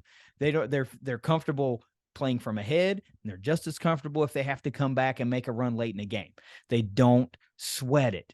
So as long as you've got effort and as long as you've got the attitude that we're never out of a game, I don't think any team wants to play a team like that, because that's you as the opponent, you're thinking we're throttling them right now, and they just keep punching. Like you're down by 20 and you just keep punching, like go away, but they won't go away. That's what we like, right? That as Herd fans, doesn't matter what team it is. We love that. We love the don't give up attitude. We love we'll finger quote it and call it the blue collar attitude, right? Because that's kind of what we are as a fan base. We have to do things, you know, it's a little harder for us. We have to do things with not as much given to us. It's a tougher road to success as a Herd fan in general. And that really strikes a chord with a lot of us, and me in particular. So you may be staring down the barrel of being 9-6 right now, but so what? You know, you're still getting pretty good individual performances from some folks in this Georgia Southern game. Most of the scoring was done by three players. 2 of them you can probably guess: Abby Beeman, Rashayla Scott. 24 for Rashayla Scott in 26 minutes, 12 for Abby in 29 minutes. But you get a unbelievably, I don't want to say out of nowhere performance, but Ariana Redmond's not one we've seen in the scoring column in a big way up until this point. She goes for 18 points in 19 minutes. So she had the hot hand. The Herd as a whole was shooting just under 50% from the floor in that one, and 30% from behind the arc. So they're right there, a bucket here and a bucket there, a call here or a call there. And this is a different score. It was free throws. They were 8 for 19 from the charity stripe. See that we've seen that sink them in this last game, or one. Was it James Madison where that sunk them? 2 games away. Yeah. 2 games ago. So that will jump up and bite you. You know, we all know you got to make the free throws, but Happened to Georgia Southern too when we Yeah. played. We'll talk about that in a minute. Yeah, I contend that most of it is if you got the heart and the work ethic to keep fighting and clawing, you're gonna come out on top in some of these hard fought games. We've already seen it. So as you face teams that may not be as deep or as talented as James Madison, Georgia Southern, you're going to start coming out on top of a lot of those games. So if you're not getting out to the CAM, first of all, get out to the CAM.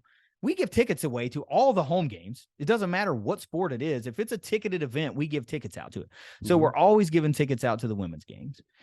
And basically they're general admission, the whole campus. So you show up and sit kind of where you want.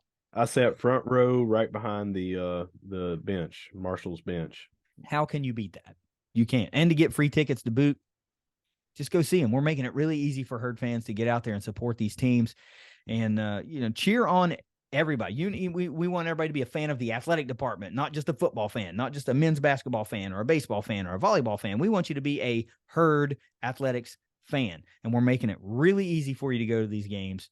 So do your part and get out there and go. Yep. Keeping it with the round ball, we're going over to the men. They at Georgia Southern on Thursday, 81-76, and we had talked about that with free throws. They ended up beating Coastal at home. I went to that. That was the second game of that doubleheader, 81-66 on Saturday. Coming up, if this show is on Thursday, it's a big showdown tonight. Yeah. We are looking at what may be the number 1, number 2 teams going against each other in the Sun Belt in Southern Miss and Marshall. That game has been bumped up to ESPN2, so it's a 9 p.m. game. And then on Saturday, it's actually sold out. At 7 p.m. on Saturday, we host Old Dominion, and that is with the cheer camp that we had discussed on last week's show and everything. So they'll have that at halftime, and then they will also have where you can get photos with the Myrtle Beach Bowl trophy. So if you were blessed to get tickets, it's going to be a really packed house there on Saturday. It's going to be a great environment. Yeah, having a sellout's big time. Having a game elevated to ESPN2 is big time. In with that, look, guys, I know it. It's Thursday night. It's freaking school night. It's a 9 p.m. tip. There's a lot of reasons to be like, it's too late. It's a school night. But get your ass out to the CAM and show out on national television. Provide a home court advantage against a really good Southern Miss team. These are the games you have to show up to. It's really easy to go, well, I'll catch them next time. This was no. Be there for these two games. You got to step up and go, right? You can afford to miss out on an hour's worth of sleep if you're a Herd fan to go support the basketball team when you have the opportunity to show out on a national stage. These are the games you got to win. And college students, you're looking at 2, believe it or not, former college students. Hell, Kenny was there for 12 years. But know that you're not going to be like, studying got in the way and I was planning to go to bed by 8:30. No, you're not. Go to the game. Don't give me that. I got an 8 a.m. Yeah. No. So what? You're 19. You can get 4 hours of sleep and it's like you got 12 hours of sleep. I know. You're not lying to me. I know. Game's going to be over at 10:30 or 11 at the latest, and it's on campus. So I think you can make an 8 a.m. class. Yeah. Go to the game. I'm hoping to be there, and I hope to see it packed out. And we really want to see the Stampede and the fraternities, the sororities, the students from everywhere just show up to be packing out that little student section. I shouldn't say little, but you know what I mean, compared to the full capacity. And fans, we've got to do it as well. It's not just all about the students. We've got to, I don't care if you got to work the next morning. It's 9 p.m. Go to the game, man, because this is going to be that game at this point in the season. This is the game. Well, it could turn out to be the game at the end of the season when you're jockeying for seeding. This could be the difference in hosting somewhere or going on the road. And that's, you want to, well, I guess we're all going on the road because it's Pensacola. We're out of that Conference USA, like lumping people together to jockey for position late in the season type deal. But still, this is one. This is another measuring stick game. There's 2 measuring stick games coming up this weekend. We've talked since the beginning of basketball season how good Southern Miss is, how good Old Dominion is, and some other teams, and you've got them both right here on a home swing. You've got to freaking show out. You've got to show out. This is what, if you want championship level teams year in and year out, you've got to have championship level fan support. And when that, and it matters right now. So don't give me that, well, I would, or it's too late, or what. There's a million reasons not to go. The main reason to go is that the Herd is playing at home and they need your support. And these Sunbelt basketball teams, especially up at the top, they are feasting on each other. Mm-hmm. You know, it's happened to us the same way. You know, Coastal came out with a really big win, and then we were tearing them up in this game. I'm surprised, you know, it was not as close as 15 points for the final tally. We seem to be well in control for the majority of this game. And I'll talk about that real quick because we need to highlight the game that Micah Hand-Logton had. Yeah. Yes, 20, we do. 20 points, 19 rebounds, 5 blocks. Kinsey was his usual Kinsey line.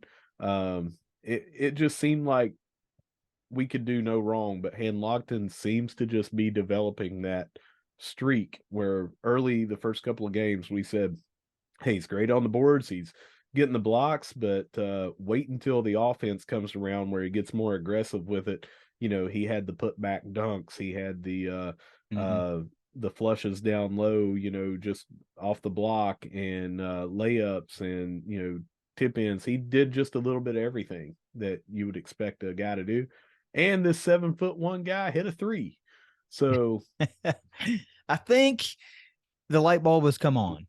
You know, not that it was out, and I don't want to give the wrong impression, but we talked about like it's gonna click and something's gonna switch on, and I think it just happened, right? Yeah. So now he's seeing like these guys can't really hang with me.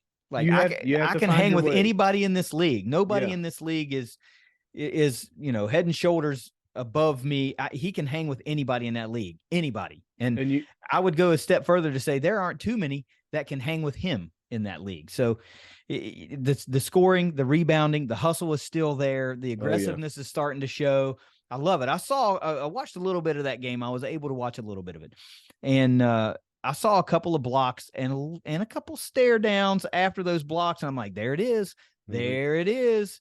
The laser beams are starting to shoot out of the eyes a little bit. This is what we like. See, I always saw that on defense, but it seemed like he was just needing to find his place on offense, and not, you know, it's maybe not from a lack of desire or whatever, but when you're coming in as a freshman, it doesn't not matter. Desire. You know, it's just the natural progression of working it in. It was the same when Kinsey was here. You know, he wasn't scoring 27. You know, you could see the talent was all over him. But it was finding his place in the offense. And earlier this year on the show, I said, you know, it's going to be great to see when this happens, whether it's 2 years down the road, whether it's next year, whether it's during the stretch run for the conference championship, or if it's here in 5 or 10 games. Well, it seems to be, like you said, it's here. He has increased his he's always had a lot of high percentage. I mean, he's 7'1", he's right around the rim, you know? Yeah. He's had a high percentage field goal rate and stuff like that. It's just the number of shots of, man, just go be Micah Hand-Logton and be dominant and take him over. Yeah, and that's enough, right? Maybe that's what you got to maybe what I am is already good enough, and it is. So now it's just up from here. You know, it's not like you have to work up to a point. You're there. Now you get to just improve on what you're doing already. Let's talk about what some of these other guys did. You mentioned Kinsey with 27 points to lead the way for the Herd. He also threw in 9 assists, so one away from a double-double that way. Andy Taylor chipped in with 17 points, 8 rebounds. Astonishingly enough, no assists in this game. I don't know how that happened, but man, we talk about him being a ball distributor and one of the best in the conference to go an entire game with no assists. That's kind of like what is that, a typo? But no. And then of course you mentioned Micah Hand-Logton, 20 points, 19 rebounds, needed one more rebound. And I was watching at the end of the game, and instead of staying down, unselfishly, I might add, instead of staying down low to get the cheap rebound, he went out to defend a 3-point shot and took himself out of position to2020. get a 2020 game, but still amazing effort for this young freshman. And off the heels of that game started garnering even more national attention. I saw his name floating around there in some articles, and people were talking about this young 7-footer for Marshall. Pretty good stuff. I'm proud of these guys for the season they're having so far, and it's a lot of fun to watch. Again, we talked about this a lot with the football team, and now we need to talk about it more and more with this basketball team. Let's appreciate what we're seeing in real time and not talk about, man, that was a great team 4 or 5 years from now. Mm-hmm. Let's appreciate what we're seeing now and use that energy to propel these guys to the next level, propel them to a Sun Belt Conference championship, Sun Belt tournament championship, and maybe into the NCAA tournament. And I would be remiss if I didn't talk about that Georgia Southern game at Georgia Southern. We were down by quite a bit, and we went on a heck of a run just like the women did. We had every opportunity to win the game at the end, and we're not all sunshines and rainbows on here. We had 2 different opportunities to go down and tie or win the game, and we did not call a timeout and set a play, and we ended up turning the ball over or making bad decisions, and we ended up losing that game. So, no, we're not always going to just be pumping sunshine and saying, hey, everything went smooth. Those are games that we need to win. It was on the road, and we had a lot to have to come back from, but we had the chance, and that's what this team needs to do, is to be able to win that game. Because we win that game, this game on Thursday is a lot different when we're talking about the records and where we would be in the pecking order. So we've got some work to do, and I'm still, I'm not down in anybody. I'm not down in the entire team. It's just these are those games that you have to win, and it happens in football. You lose to someone you shouldn't lose to. Happens in every sport, but we need to secure these. That's twice now that we've seen Marshall go colder from behind the arc and at the free throw line, and it's been the difference in both games. Yep. It just has, and it's been tight losses. And if either one of those categories are better statistically, Marshall probably wins those games. But to go cold from behind the arc and cold from the line is generally not going to be a recipe for success with the type of offense this team runs. So either one or the other, or not being cold at all, would be ideal. But I get it. No, you're right. It's not always sunshine and rainbows. This team could be 14-2, really, if you don't have 2 just cold nights against really good teams. That's what happened. So you got to win those. These are the ones that are going to come back to bite you too. I mean, if you want to be that super sunshine guy, you say, well, they're quality losses. I don't like that term, because I just don't like the term quality loss. A loss is a loss. A quality is a win. That's quality. Our 4 games were all winnable. And that's the sort of thing that, come tournament time, it could be a one and done situation. So you have to be able to win those games. Yeah.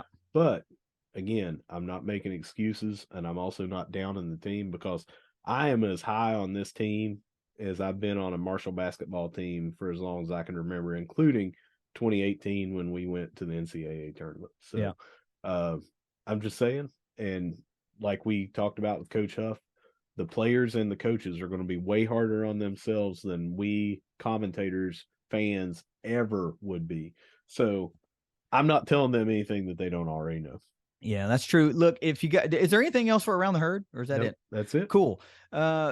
There's a couple of big opportunities. Well, there's more than a couple. There's a lot of opportunities in the coming days to get out and support Herd Athletics, some big basketball games, and track and field stuff, and swim and dive as well. Get out there and do that. Also, students, join the freaking Stampede, man. They're making it really affordable to do that. It's for those of you that don't know, that may be listening for the first time, that is the replacement for the old Marshall Maniacs. It's rebranded and it's ready to roll, and you need to be a part of it. There are some perks to joining the Stampede that you can get all the details there. It's worth it. Let's say that. It's just worth it. And we need you to join and be loud and be rowdy at all home football, basketball, volleyball, women's basketball, whatever. We need the Stampede there in full force. Also, take this opportunity, if you're not already, to click the link in the description and join the Big Green for as little as $5 a month. And you can set it up online right there. You don't have to call and talk to anybody. You can do it all online. You click that box to make it I think, what do they call it? Like a forever something, forever payment or something. I don't know, which just means it's going to be an automatic deduction every month until you cancel it, not just for a year, until you say, yeah, I'm good. So as little as $5 a month to join the Big Green. You don't need $1 million. I don't have $1 million. I don't have a lot of money I can throw at the Big Green, but I have some, and I throw that at them because I like herd athletics, and I want to see us win championships, and I want to see us compete at higher levels. We all got a little bit of money that we can afford to set toward this. I mean, how many streaming services that you have that you don't watch?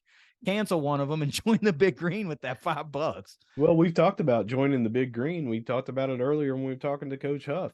$5 a month is what it costs you, and what you get back is infinite, depending on where you're going to these places, these businesses around town that have made this such a value. You know, you can theoretically make money for, it may be places you're already going and patronizing.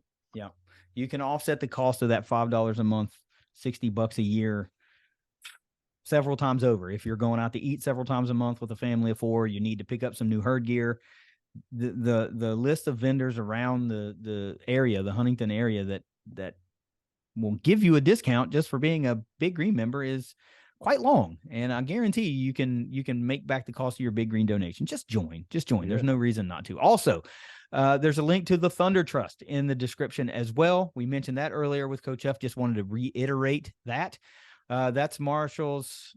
I can't say Marshall's official because Marshall isn't official, but it's the one that we feel most comfortable promoting. The Thunder Trust NIL Collective for the herd. Go to thethundertrust.com and see how you can be a part of the Thunder Trust and make donations. The link, again, is in the description to this episode. All these ways that you can support herd athletics. And if we're going to make a run at championships again, we're going to have to change with the times. If you're one of those that says, man, I don't like the way this is going, that's great. You can not like it, but it ain't going back. You know, the world is moving on, and we need to be either adapting to the new way of things or get left behind. We can't have it both ways. So, Russ, if you don't have anything else, take us out of here. Well, just like always, when we close out this show, we say whether you see us at the Joan, whether you see us at the Dot, whether you see us at the track in the Chris Klein Athletic Complex, or whether you see Russ limping out of the iron lung, which I'm no doubt going to have to go into any day now because I cannot kick this. No matter where you see us, we're going to be saying, go herd. Go herd. It's the ThunderCast. We'll see you guys next week. Later.